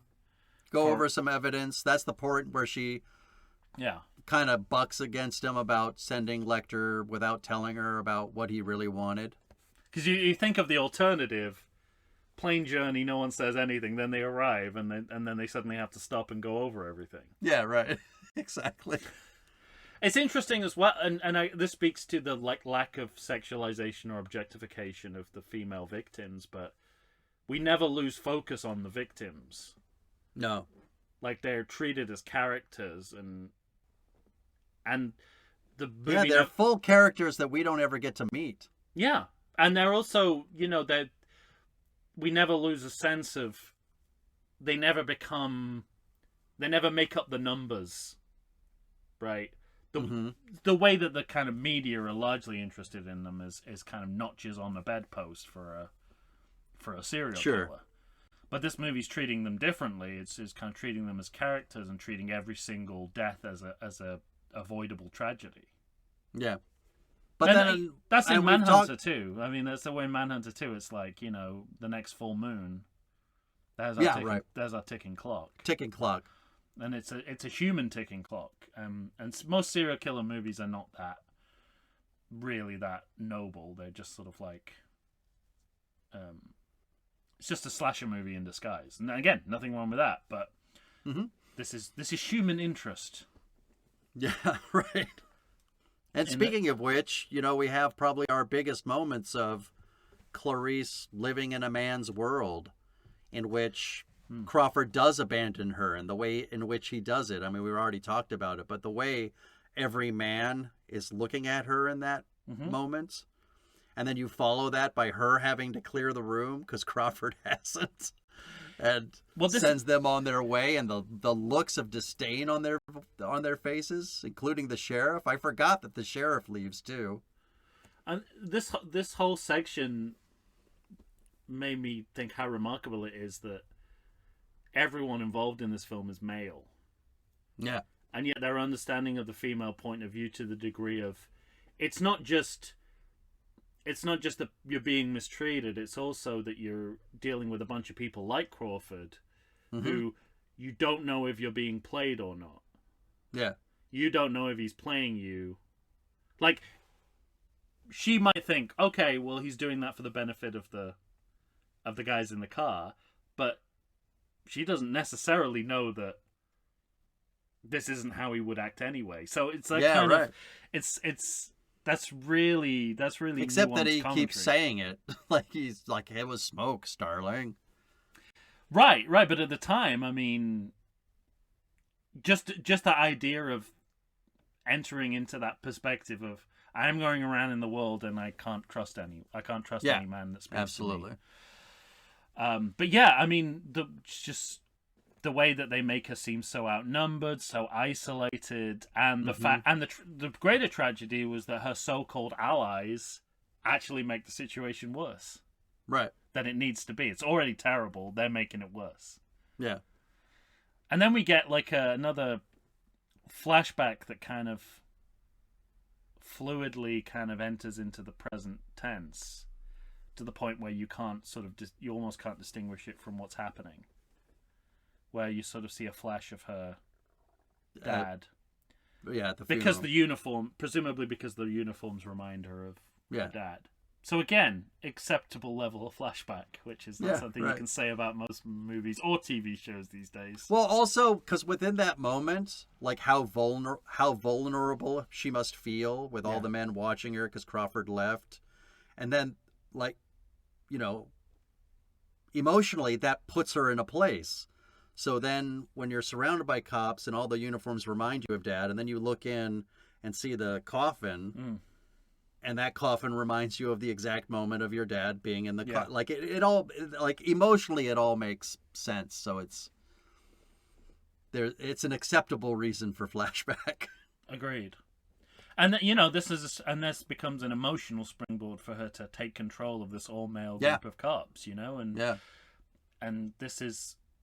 You know, if you look at this from a gender politics perspective, this is such a kind of feminist scene, or you know, like any community who has been, you know, outnumbered in a situation like this will probably feel the same. You know, she has to artificially inflate her authority, in order to, and you know, she uses what she knows is going to connect with them, which is her southernness. Mm-hmm. Like she leans in on that. And again, that's the reality. It's like if it's like, okay, so you know, I'm a working class woman working with a group of working class men. That's what we're going to bond over, right? Yeah. To help them forget that I'm a woman. So it's really it's sort of that using her regionality that way. Especially because it's being used against her so much in the movie. It's also her reclaiming her white trashness as a source of power. Exactly. To gain the upper hand. And there's something that I think was pointed out to me at some point. I can't remember by who. Maybe it was Paul Rust on the Golly and Rust podcast. But the nose balm when they're looking at the bodies. Like, I don't know and still have not researched whether that makes a difference or whether that's what FBI morticians actually do, but I believe it as a viewer. Oh, yeah, completely. So it's already on a level of plausibility because it doesn't bump you that previous to this movie, when people are looking at bodies that have been dead for 3 days old, they're not you know, their eyes aren't watering and they're not immediately I can taste death in my mouth because imagine what the stench would be after that amount of time. But so just that little, you know, that little kind of Deus Ex Machina of, well, we put the bomb here and then and I don't know if that would even help really. I bet the smell, but who knows? But it's not about. Well, you get a little of the good with the bad, so you like. Yeah, because that's the thing. It's like, you know, air fresheners that are worse than the smell. Yeah.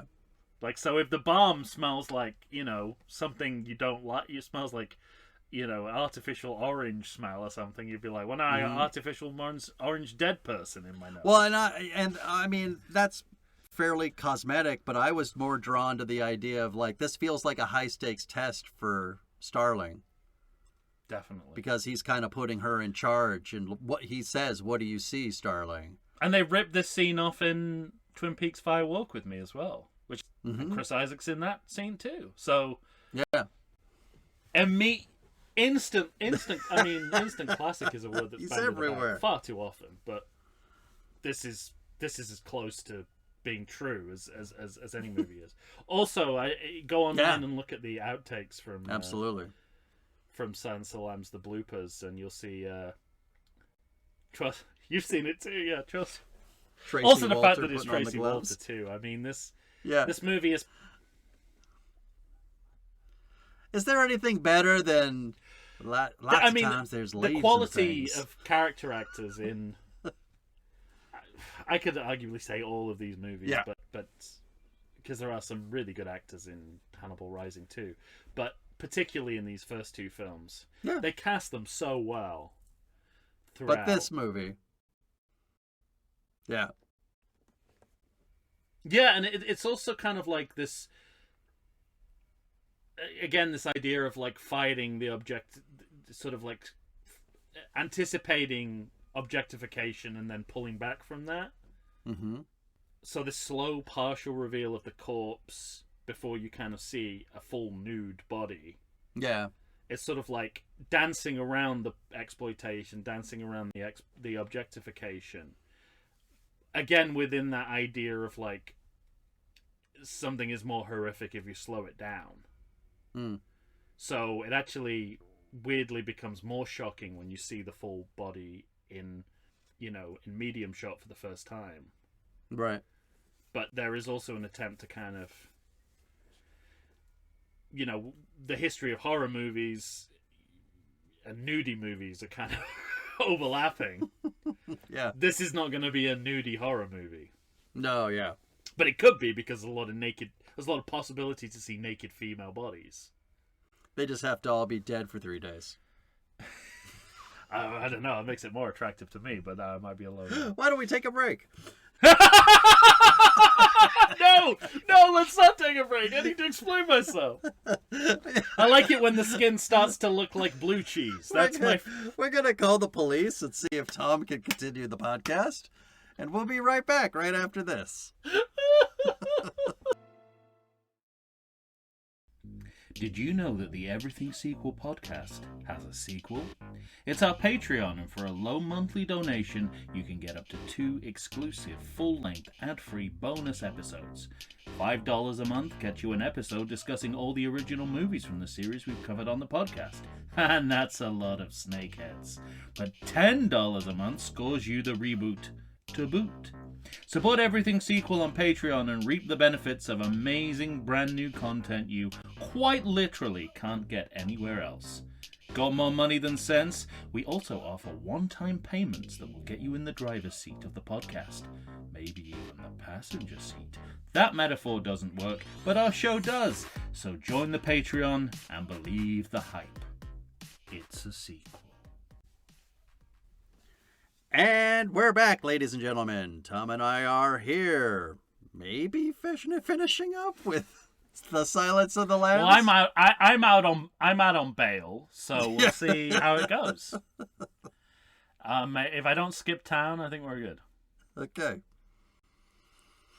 Send a skip tracer after you.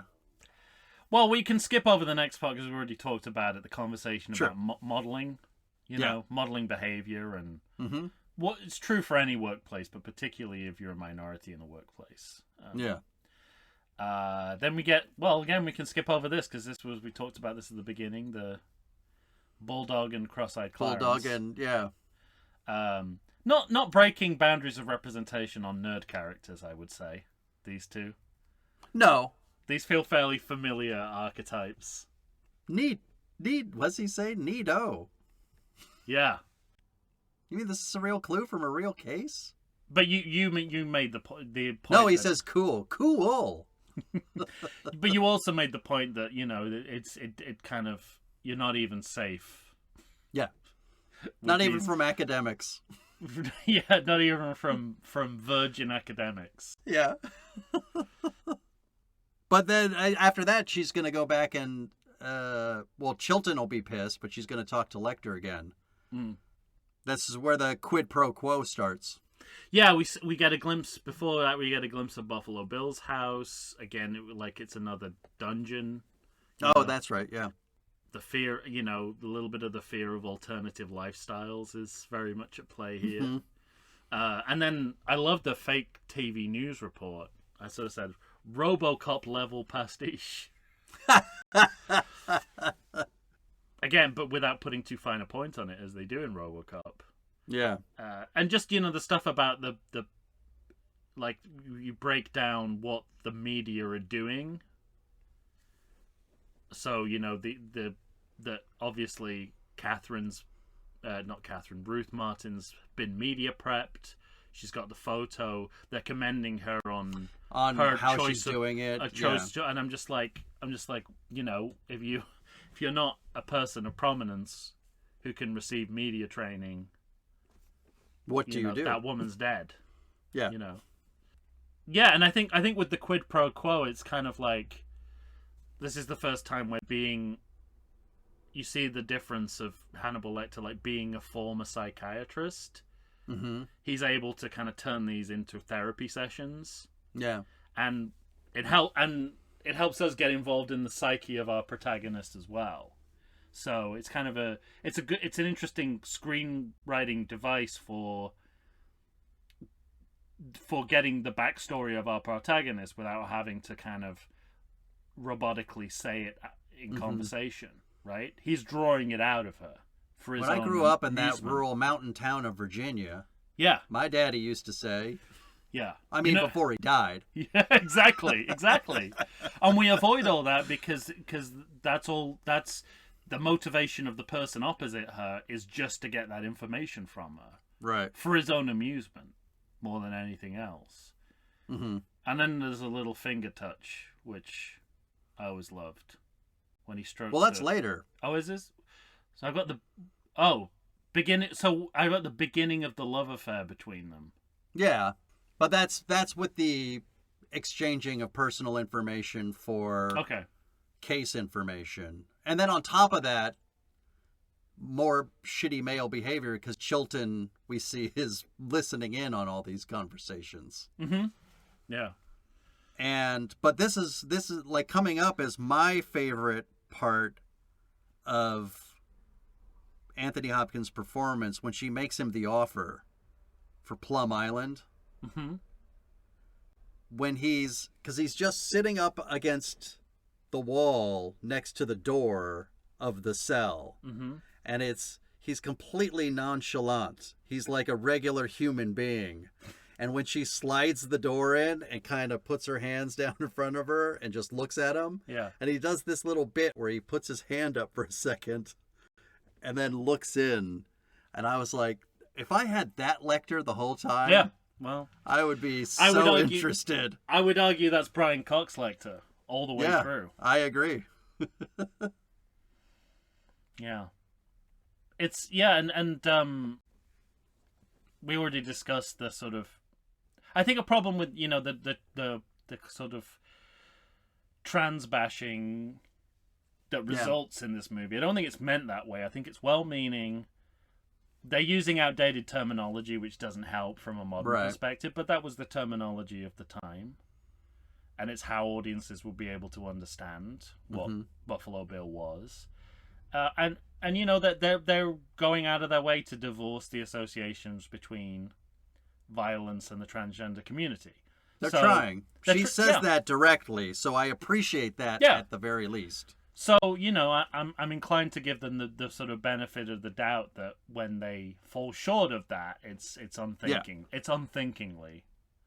And not malicious, and not how some horror films have kind of used it to as psychological motivation for what the characters do, what killers do.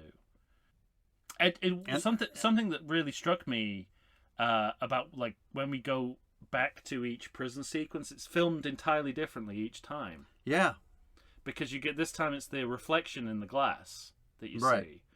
And also with Chilton listening in, that gives it a different dimension. So, and it's something I'd never thought about before. But and also when Chilton starts making a different offer from Senator Ruth Martin, and we're inside the cell, but we're up high. Yeah, and so we're doing a lot of different stuff. And I think for me there was two different reasons for that. One was like we're playing with different ways of seeing and hearing within this setup.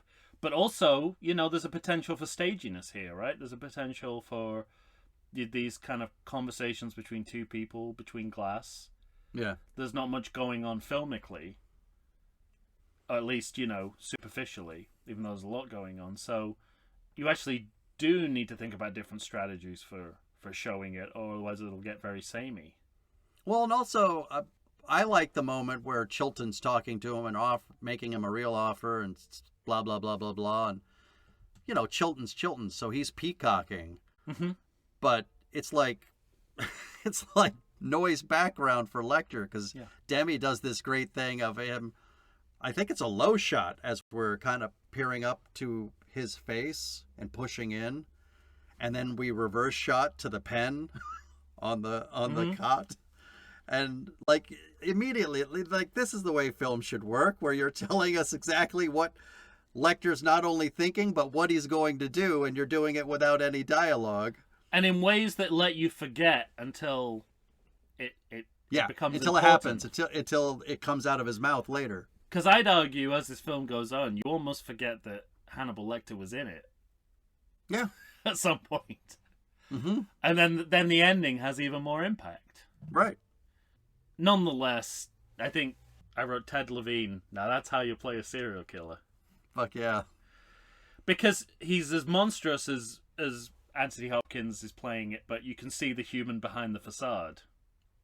Mm-hmm. And Hopkins doesn't really give us a glimpse of that. He doesn't give us humanity. Because Levine's playing it in a way that the facade could fall away at any time. And in fact, you do see it fall away, and then he gathers it back up again very quickly. Right. And then you get the it's both a Texas Chainsaw Massacre and Last House on the Left reference, where he's mocking her screams. Mm-hmm. They definitely do it in Texas Chainsaw Massacre when they're all around the table and she's screaming. Definitely. And, I think they do it in the bits of Last House on the Left I've seen. And it's funny, which might also be the reason why I stopped watching. Yeah, right. Oh, no. Yeah, it's funny how he gathers up where he almost becomes a person. Yeah. Or the person almost escapes him, and then he pushes that down. And then I think, the great sort of... With one of the most famous movie lines, by the way, it puts the lotion in the basket. Yeah. I've seen that on the little hearts for Valentine's Day. It's my favorite. It's my favorite candy for Valentine's Day. One of those awful chalky candies that just says "put the lotion in the basket." Now I don't feel so bad about saying I fuck dead people. And again, following that up with what Buffalo Bill's doing with what Chilton's doing, right? Amazing. They're just the same. They're the same kind of white man. Yep. White person. Yeah. They have the authority over the person they're subjugating, and they're gonna exploit that to the fullest. Mm-hmm. When he's outside, when he's been finally transferred, and he's outside that building, and he's like, "It's only because of my unique insight that we were able to make this deal." Yeah. And what's Buffalo Bill's name? Buffalo Bill's name is, you'll find that out later. My name is... He plays it entirely like Dan Aykroyd's character in Temple of Doom. Yeah. And you will be flying on a cargo full of live poultry. Yeah. Did you notice who's playing the FBI chief? Oh, yeah. Corman? Roger Corman, yeah. Oh, and I believe he's not exclusively, but I believe he's another one of those directors that gave Demi his first chance to direct, yeah. So, that's how you repay your debt. Mm-hmm. Coppola did the same in Godfather 2. He made him one of the senators in the committee. Yeah, right. But I believe Coppola's explanation was that he deliberately picked people who were directors and producers because he wanted people with no screen presence. Yeah. I think Jonathan Demme's being a bit kinder to Corman. Absolutely. Yeah. He pulls it off. Oh yeah. No, but I think Demme's thinking along the same lines. It's sort of like he plays good authority, right? All you have to buy into is that these people are in positions of power, and he gets that, yeah. But he is this, he's this horror icon.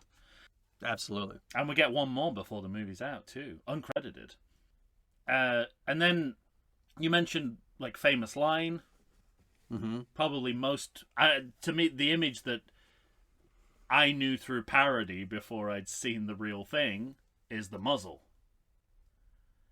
The image of putting the muzzle on Anthony Hopkins. I mean, I seem to remember there was like a political cartoon that had Margaret Thatcher with one of those things on. Oh, really? And that was the first time I ever saw it. So it's For the immediately 1992 Oscars, I'm pretty sure Billy Crystal was wheeled out with a straitjacket and the mask on. There you go.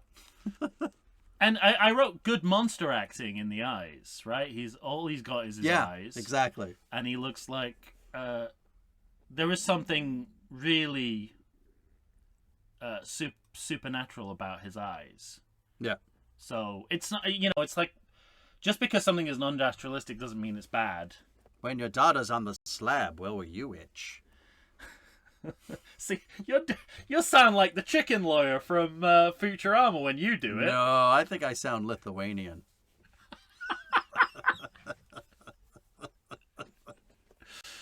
Fantastic.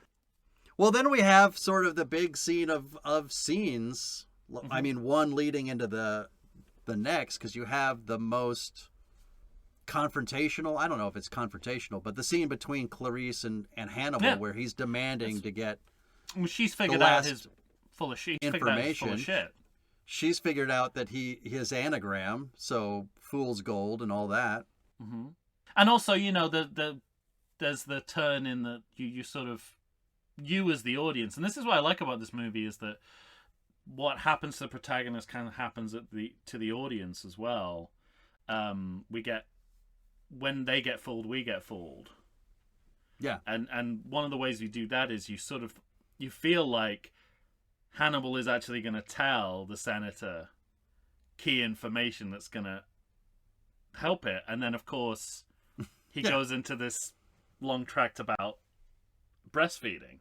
Mm-hmm. And you're suddenly like, he reeled me in. He reeled me in. I assume because the movie's taking this time that this is going to turn into something. And it is. It's going to turn out to be his escape route. But at the time, we don't know that. And it's just kind of interesting storytelling where you're like, oh, okay, so the movie's going to go a different way than I thought it was going to go. And it's, you can still... I've seen this movie like 5 or 6 times, and I still felt that at this time. I was like, oh, right, I forgot. This isn't going to go anywhere. Mm-hmm. Except it's going to make it easier for him to escape. Right. And again, the sort of like... There was a lot in this period of, like, because therapy had become like such a mainstream profession, it featured in our media more. So these little twisted therapy sessions that we're seeing between Clarice and Hannibal, this will go in, this is also Prince of Tides, it's The Sopranos, all those kinds of, there's a kind of whole subgenre of therapy fiction in all the way up to In Treatment with Gabriel Byrne. Yeah. So I liked that show. Very good show. Well, until I think the third, when they got away from the idea of it being like one day a week, daily. Yeah. There's no point in doing it anymore because that's the show. Yeah. That's your USP. Like the USP of this movie, which is extreme close up. Yeah, Literally, you can. Like in the fictional world, the camera should be wedged between the bars because there's no way you could get that close to his face. That's the thing, though, is I think I respect it on a level because. Oh, I like it. I think it's great. Yeah. What I'm always drawn to is that the camera's pushing in. I'm a sucker for a good slow push in, and it pushes in through the bars, and not only that, because we keep kind of cross-cutting back to, from Lecter to Starling. Yeah. And as the camera moves towards Lecter, it goes back. We see Starling, and it's pushing in on Starling. When we go back to Lecter, it doesn't pick up where we left off. It takes into account the time that we were looking at Starling, and we're that much further in on Lecter. It's also kind of like, again, that the horror move of like someone suddenly appearing. Yeah. The whole idea of shot reverse shot is, as you said earlier, so your brain doesn't explode when you watch Yeah, someone have a right. conversation on film. But this is doing something different, where it's actually trying to creep up on you and surprise you Exactly. within this very simple back and forth of editing. And what it is to me too is it's animalistic, because to me he's like a mosquito feeding off her, like sucking in her blood. Mm. That Literally, he goes. Yeah. Yeah. Everything she's saying to I him. can't believe we haven't mentioned that. I'm here going on about how this performance is too much, and I didn't mention. You didn't mention the fava beans. But yeah, I mean, I just think it's nourishment for him. And that last final moment where he says, "Thank you, Clarice," it kind of this is, looks up at the sky. For a movie that's about a cannibal, I think this is the first time we see food. Yeah. His chops and Yep. Extra rare. And it's got he's listening to music, he's sketching. It's always good to see Murdoch. You know who else Rambo we see? First Blood Part 2. You know who else we see? Mr. Charles Napier. Yeah, indeed. You know who else we see? Who the other security, or one of the other security guys is? Another horror icon. Who? George R. Romero. Who's he? Director of Night of the Living Dead. I know who he is in that terms. Oh, which okay. character is he? He's one of the security guys. Where is he? The one that looks like George R. Romero. I don't know. Am I realizing right now that I don't know what George R. Romero looks like? He looks like Francis Ford Coppola if he was from Pittsburgh. Which is basically who describes it perfectly. Oh, fuck. But he's uncredited. Corman is credited, but he's not credited. Interesting. I bet for tax reasons. I remember, I'm trying to look it up now, because the guy who plays the head dude in charge of security with the long mustache, the long pencil thin kind of that comes out. I fucking love this actor so much. Uh-huh. But he doesn't even have a picture on fucking IMDb. I think that guy should be in everything. He's so fucking good in this movie. He's so fucking good. I love him so much. Yeah. It's Jim Pembry, damn it! Talk to him! The initial breakout, the initial attack, I mean, all the imagery and camera work points to an animal breaking out of the zoo. Yeah. And Naked Gun 2.5 style. Boy, would I have loved to see a giraffe at the beginning of the next shot. Galloping. Or Hannibal escaping on a giraffe instead of putting someone's face on his. And something that stuck with me from my first viewing of this movie to now. Why don't you go first, George? We got him too. The color contrast of the blood with the both the pallor of Anthony Hopkins' face and the white. Yeah, the white jumpsuit or the white prison outfit. That color contrast has stuck with me from the very first viewing of this movie. Me too. And it's like it's kind of shticky, but the fallout of the music going on in world into the musical score back into the world. I'm a sucker for it. And this is kind of generically where we become more of an action movie, right? Once the SWAT team arrive, totally. We're kind of an action movie until the end, more or less now. And it's kind of like the two genres that were looking for respectability in the early 90s, action and horror, and this movie kind of does the same kind of elevated job on both. Yeah, and not only do we have SWAT team led by Chris Isaac, it's also George's boss from Seinfeld. Yeah, exactly. Daniel That's von what I was Berger. saying. Like, there's no more 90s there could possibly be. And this is where I really like the idea, and Demi's going to do this again before the end of the movie, is that he's paralleling the protagonists with the filmmaker. So Lecter's playing games with Yeah. the audience in the same way he's playing games with the characters, because we're not in on this notion right. that he's put his face on. Right. He's put someone else's face on his. He's keeping that from us His wisely. Face off before John Woo got there. I hope at least he had a good solid 3.5 hours to get all this done, putting the other guy on top of the elevator. And Yeah. I don't know how a man hoists up Charles Napier like that, but it had to take hours. And every time I see the movie, it takes me a minute to remind myself that this is the Gambit. Yeah. And I'm like, because the movie is good enough to sort of sell Lecter's idea of Lecter's presentation of what he's doing to the audience as much as to the characters. Yeah. And I think you don't see that often, that kind of use of POV in that kind of way. Sure. We haven't really talked about Ardelia, but I think that's because she's very tokenistic in this movie.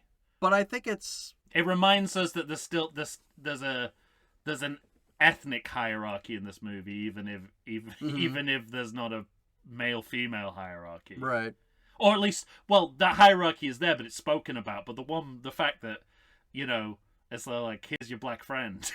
It's sort of I know isn't there is that aspect, but I the one thing I find interesting every time I watch this movie is I don't think that there's a smaller part that makes a bigger imprint on me when I watch the film every time.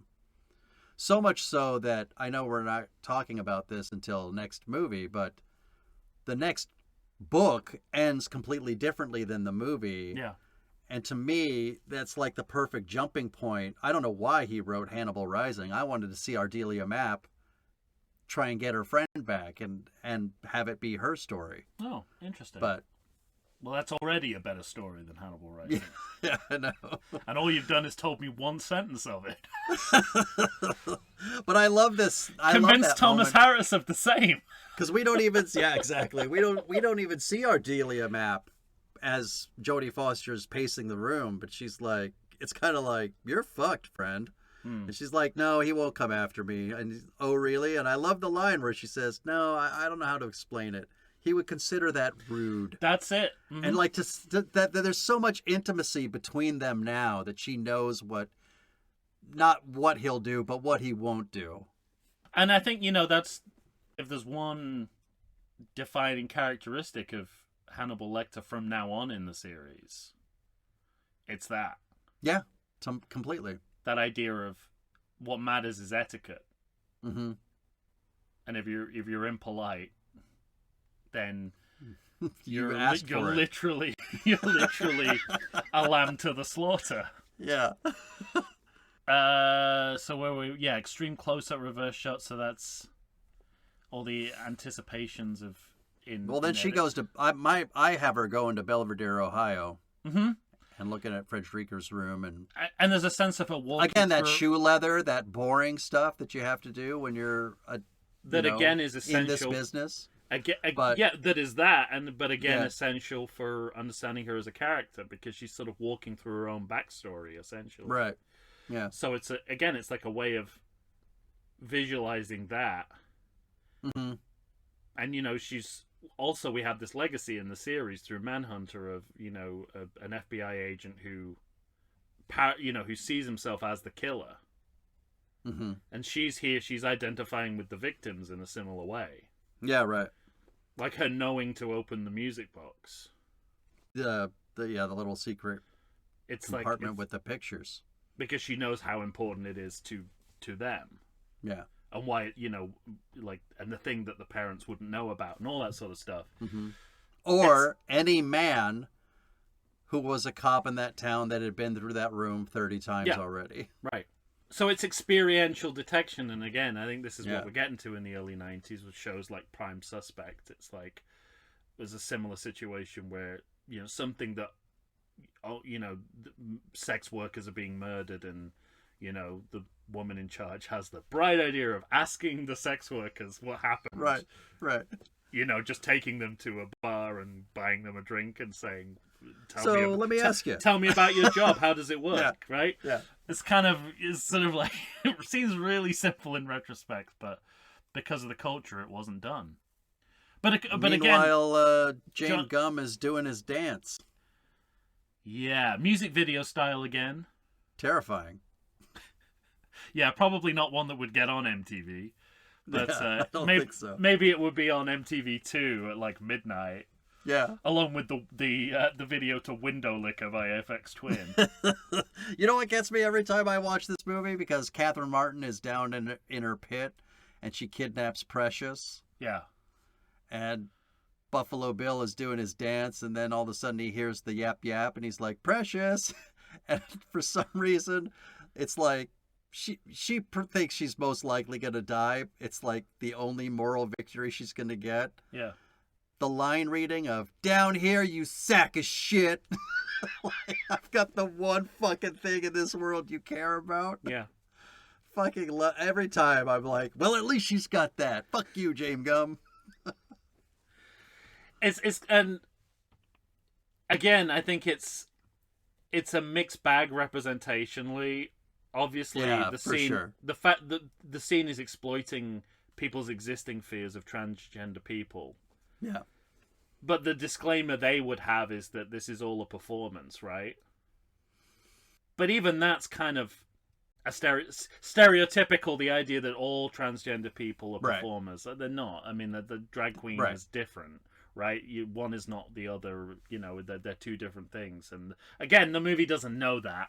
Yeah. You have all this background information of Lecter saying things like he's not a real transsexual. He's this whole other thing that's completely his own.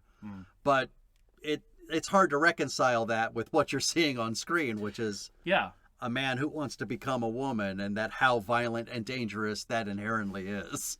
And that, you know, that's horror movies have a long history of that, all the way back to Freaks in 1932. Yeah, which sure. Kind of most of the movie, you know, you're in sympathy with the quote unquote freaks, and then the last 10 minutes of the movie, all of that is waylaid by them, like cruelly murdering, mutilating, and then making a chicken out of someone who wronged them, you know. So it's all, horror's always kind of like going to play both sides of fascination, fear, sympathy, and detachment. You know, it's going to play all of those sides. Yeah. Well, like you were saying with Lecter's escape and how the movie is able to kind of make you believe it every time, I do the same thing with the doorbell ring. This is something that is, it's both revolutionary and basic at the same time. Yep, right. So I don't know, like, how much you or the listeners know about some of the kind of experiments with film editing that were done in the early days, but there's a famous experiment called the Kuleshov effect, which is essentially editing together two disparate scenes with hard cuts to demonstrate, and then, you know, you take a different meaning if you edit the shots differently. And it's basically sort of saying that editing is all that matters in cinema. Like, that's how you create meaning. Mm-hmm. And yet there's this movie here that's become the gold standard of how to do parallel editing in movies, certainly thrillers. Yeah, for sure. It's been so imitated so often, this whole idea, and it's so fabulously simple, right? Yep. You think you're going to one house and you go into a different one. Yeah. That's as simple as it. You'd say it like that, but the skill it takes to pull that off. And also, once you've seen it in this film, you then expect it in every film subsequently. So it's so good it could never deceive you again, except in the frame of this movie. Except for when this you're movie. rewatching it. When you watch it again, exactly. Because that's how well it's done. It's a modern classic of editing that is exactly a classic, like all classics, because it's so simple and you can't imagine how it's not been done before this. Yeah, totally. That said, the quiet manner in which he opens the door and she's just there. Yeah. That's also, and I know what's going on downstairs in his house is pretty repellent. The upstairs of the house is no picnic. Nope. I was It like, looks like the house of a serial killer. I was just, when she comes into the She house, shouldn't have needed that painting of the butterfly right to her left, our right, to figure it out. I was like, did I accidentally switch over to an episode of Hoarders? What's going on here? It's funny too because he's so classically dumb in the moment. Mm-hmm. Like, it's 3 separate times when he's like, he starts asking, so they got any clues or witnesses or anybody that knows anything? Like, the antenna should be up at that point on the third try. Yeah, and I mean, you have to suspend disbelief a little bit. Otherwise, she could conceivably leave without clocking anything was wrong. Sure. I mean, again, we keep talking about how these people live poor lives, and so it doesn't seem out of the ordinary. He has to draw attention to how out of the ordinary it is. I kept thinking about that, like, is it possible she could just realize it, walk out the door, make a call? I bet she's met 20 weirdos like that morning. Yeah. It's the way they present it, right? Well, on top of that, when you know it's the guy, you now have to worry, does he know that you know? Yeah. And because the first thing he might do is just kill Catherine. Mm-hmm. So you she has a reason to go in by herself. And it's kind of interesting that this is going on while the rest of the FBI are on a wild goose chase. In Chicago. And it's like, it's the difference between policing and empirical detective methods. Like, Clarice's arrived at this point by speaking to communities, speaking to people, interviewing people, a Socratic method of detection. Mm-hmm. Whereas, the FBI are just kind of following these arbitrary leads. Paper leads. Yeah. They're kind of like, Homer's search for Lincoln's gold. They just started counting from... They followed the paper trail that James Gumb wanted them to follow. Yeah, right. Yeah. There are some... this in a movie that's kind of trying to hide the fact that it's a slasher movie. I think this is where it gets most slasher. But I think it elevates it too, because they do something really smart that most horror movies don't do. Like, horror movies, we often get the point of view of the killer. Mm-hmm. And we get that eventually when the lights go out. Mm-hmm. But until then, we're just watching Jodie Foster navigate this house, and we have no sense of where Buffalo Bill is or what the fuck he's doing. Right. And so we're in her frame of mind, and it's terrifying. Mm-hmm. Well, I'll buy that. I buy that as a useful addition to the slasher genre. Yeah. They're playing with some of the cliches as well, because oh, that's right. So when she finds Catherine, she goes, great. "I'll be right back." And even Catherine's no, like, "What are you doing? You fucking idiot!" And she's gonna say, she's gonna say that. Everyone in the audience, I bet, the first time was just like, she's gonna leave and say, "I'll be right back." To the point where, 10 years later, 15 years later, Scream is going to call attention to that trope. There's also the supernatural feel of the wind rushing through as well. And then another instant horror classic, which is the night vision goggles. So good. And just the way that you get... It keys into like the two aspects of the horror genre that are kind of essential, which is voyeurism and documentary. Yeah. It's like you're no longer in a film, it's just a crazy person's right, exactly. point of view. And you can't see him. He's watching you in the dark, like we do in the cinema, right? The lights go down, no one can see us, only the people watched are visible. Yeah. So, and also, it's weird that Manhunter has like a blind woman being attacked, because this is what it feels like now. Again, that Audrey Hepburn movie, Wait Until Dark, where she's a blind person who's being terrorized by a home invasion. Yeah, and that's kind of what it feels like. And again, they're in the instinct to keep everything in real time with no cutting, no non-diegetic sound or dialogue. Yeah. that's what really sells this scene. Yeah. And then the payoff of looking behind the door. Right. Now, do you think a modern day movie would insert a flashback of her in that simulation? Probably, yeah, right. Or you're so right. The voice of the guy. That's why you're dead. Turn around and that's shoot. why you're dead, dead, Yeah. dead. As she turns around in slow motion. Yeah, it's all good stuff. I there's always that aspect too. I like that this movie kind of takes into account that sometimes you get lucky. Mm-hmm. Like, she's a good enough FBI agent that just hearing the cocking of the hammer, big fuck up on his part, that's enough to shoot. But like, even up close, it's hard to kill a person who's even standing in front of you. Yeah. I've shot a gun at a target that was only 10 feet away and missed it completely.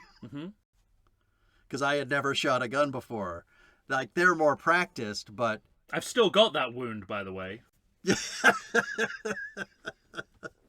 How many times do I have to say I'm sorry? Many more. I bought dinner just the other night. I don't have a collarbone. But anyway, sometimes when these situations befall officers, a bit of it's just luck, and that plays here in this moment. Well, that's quite a subversive thing to do, and like everything in a police procedural is supposed to be rigid and rule based, and follow this step to the next step. Yeah. So the idea that there's random chance in it too, I think is subversive, and it fits in with the idea, that in order to kind of shatter the glass ceiling, there has to be an element of chance and happenstance to go against the grain of the culture in that way. So, all good shit. I also like the newspaper clippings. Yep. That he has, which I think you see for the first time when the lights are back on. Yeah, because that's what they do. They like their work. That's it. Killers are their own self-mythologizers, right? They Yeah. want to hear about their own media coverage. And then, know how good this movie is? The first time I saw it, and you have that platonic handshake between her and Crawford, and he's like, don't forget your phone call.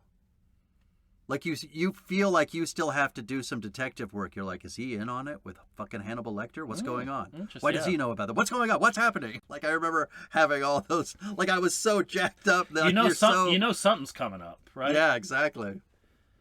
And that's it. I was like, wow, yeah, I've kind of forgotten.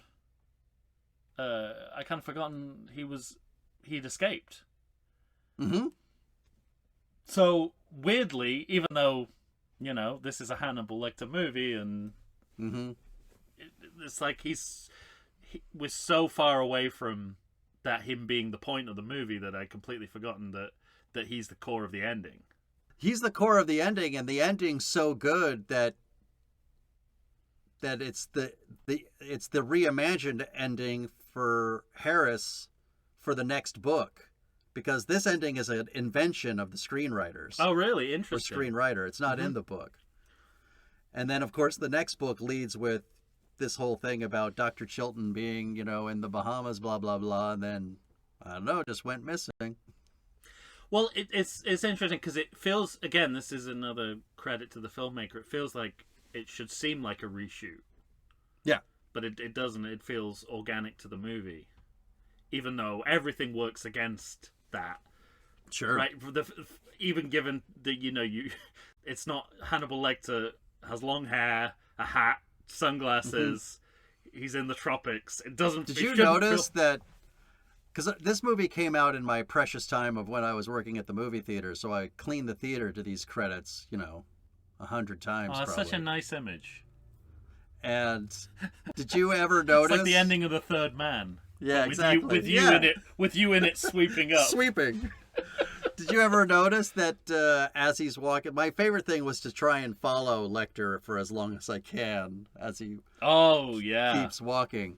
But do you ever notice that he loses his hat about halfway down? No, I didn't notice that. He has to turn around and pick it back up.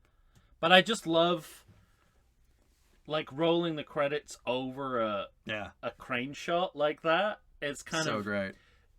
I love that idea of letting the life in the fictional world keep on moving beyond It's the an frame of the interrupted movie. Dirty Harry shot. Yes.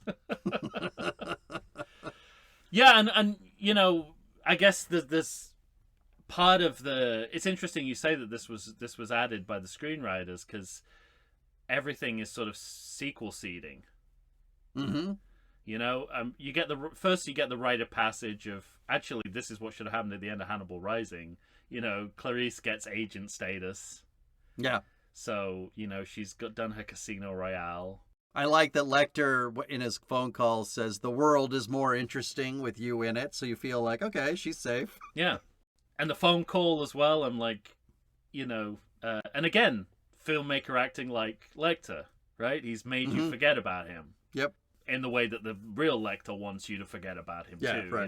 In the you know, in this celebration of her achievements.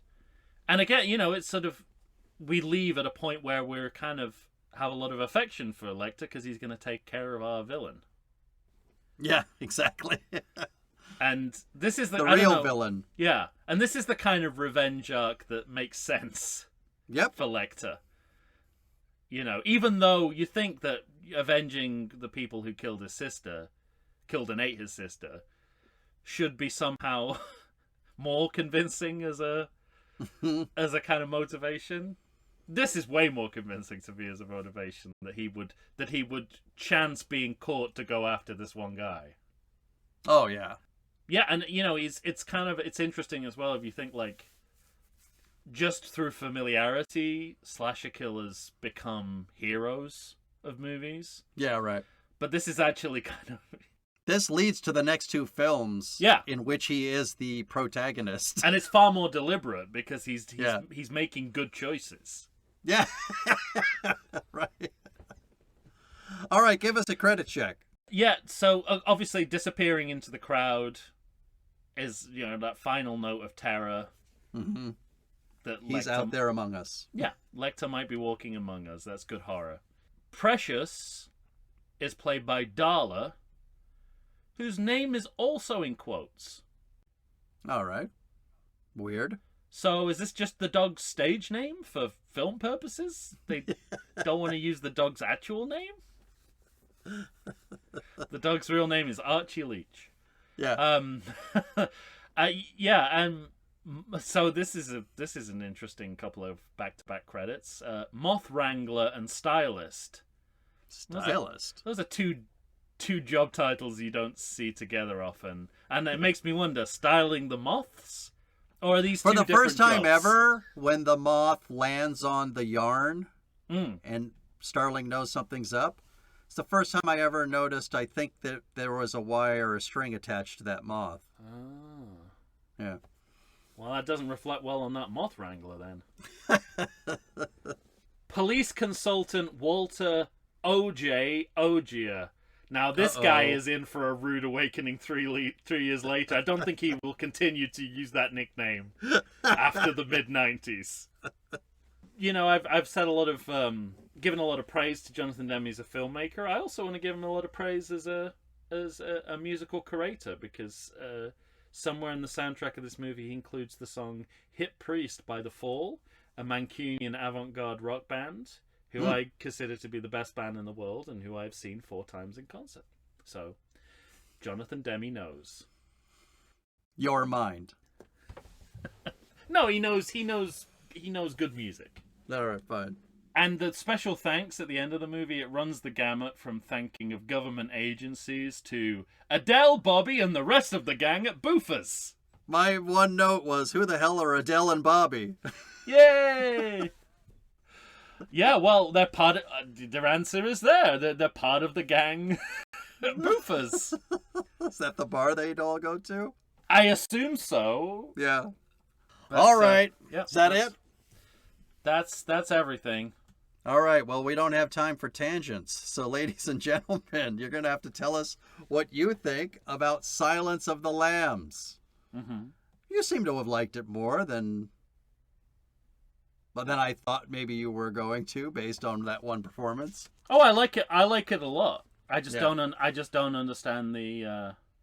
I don't understand people's reaction to Hopkins' performance in the same manner they react to Jodie Foster's performance. All right. On that, I'll agree with you. She's so good. She is absolutely. She's what this film is, and he's kind of in his own little bubble. But he is. He's not even in that much of the movie. It's like 15 minutes or something of total fucking screen time. Absolutely. All right. Well, Beetlejuice. if you're going to tell us what you think, find us on Facebook, find us on Instagram, find us on X or Threads or Blue Sky or any of the important things. Insert tangent here. Or write an email to everythingsequel@gmail.com. All right. For Tom Stewart of Lonesome Whistle Productions, Michael Shantz here. I'm from the How Dare You Awards. When you hear us next, we will be talking Hannibal, the movie about Hannibal. Say goodbye to everybody, Tom. Would you fuck me? I'd fuck me. I'd fuck me hard. I'd fuck me so hard. I'm not sure that's an exact line reading. No, it's not. No, I read that as if I was AI, didn't I?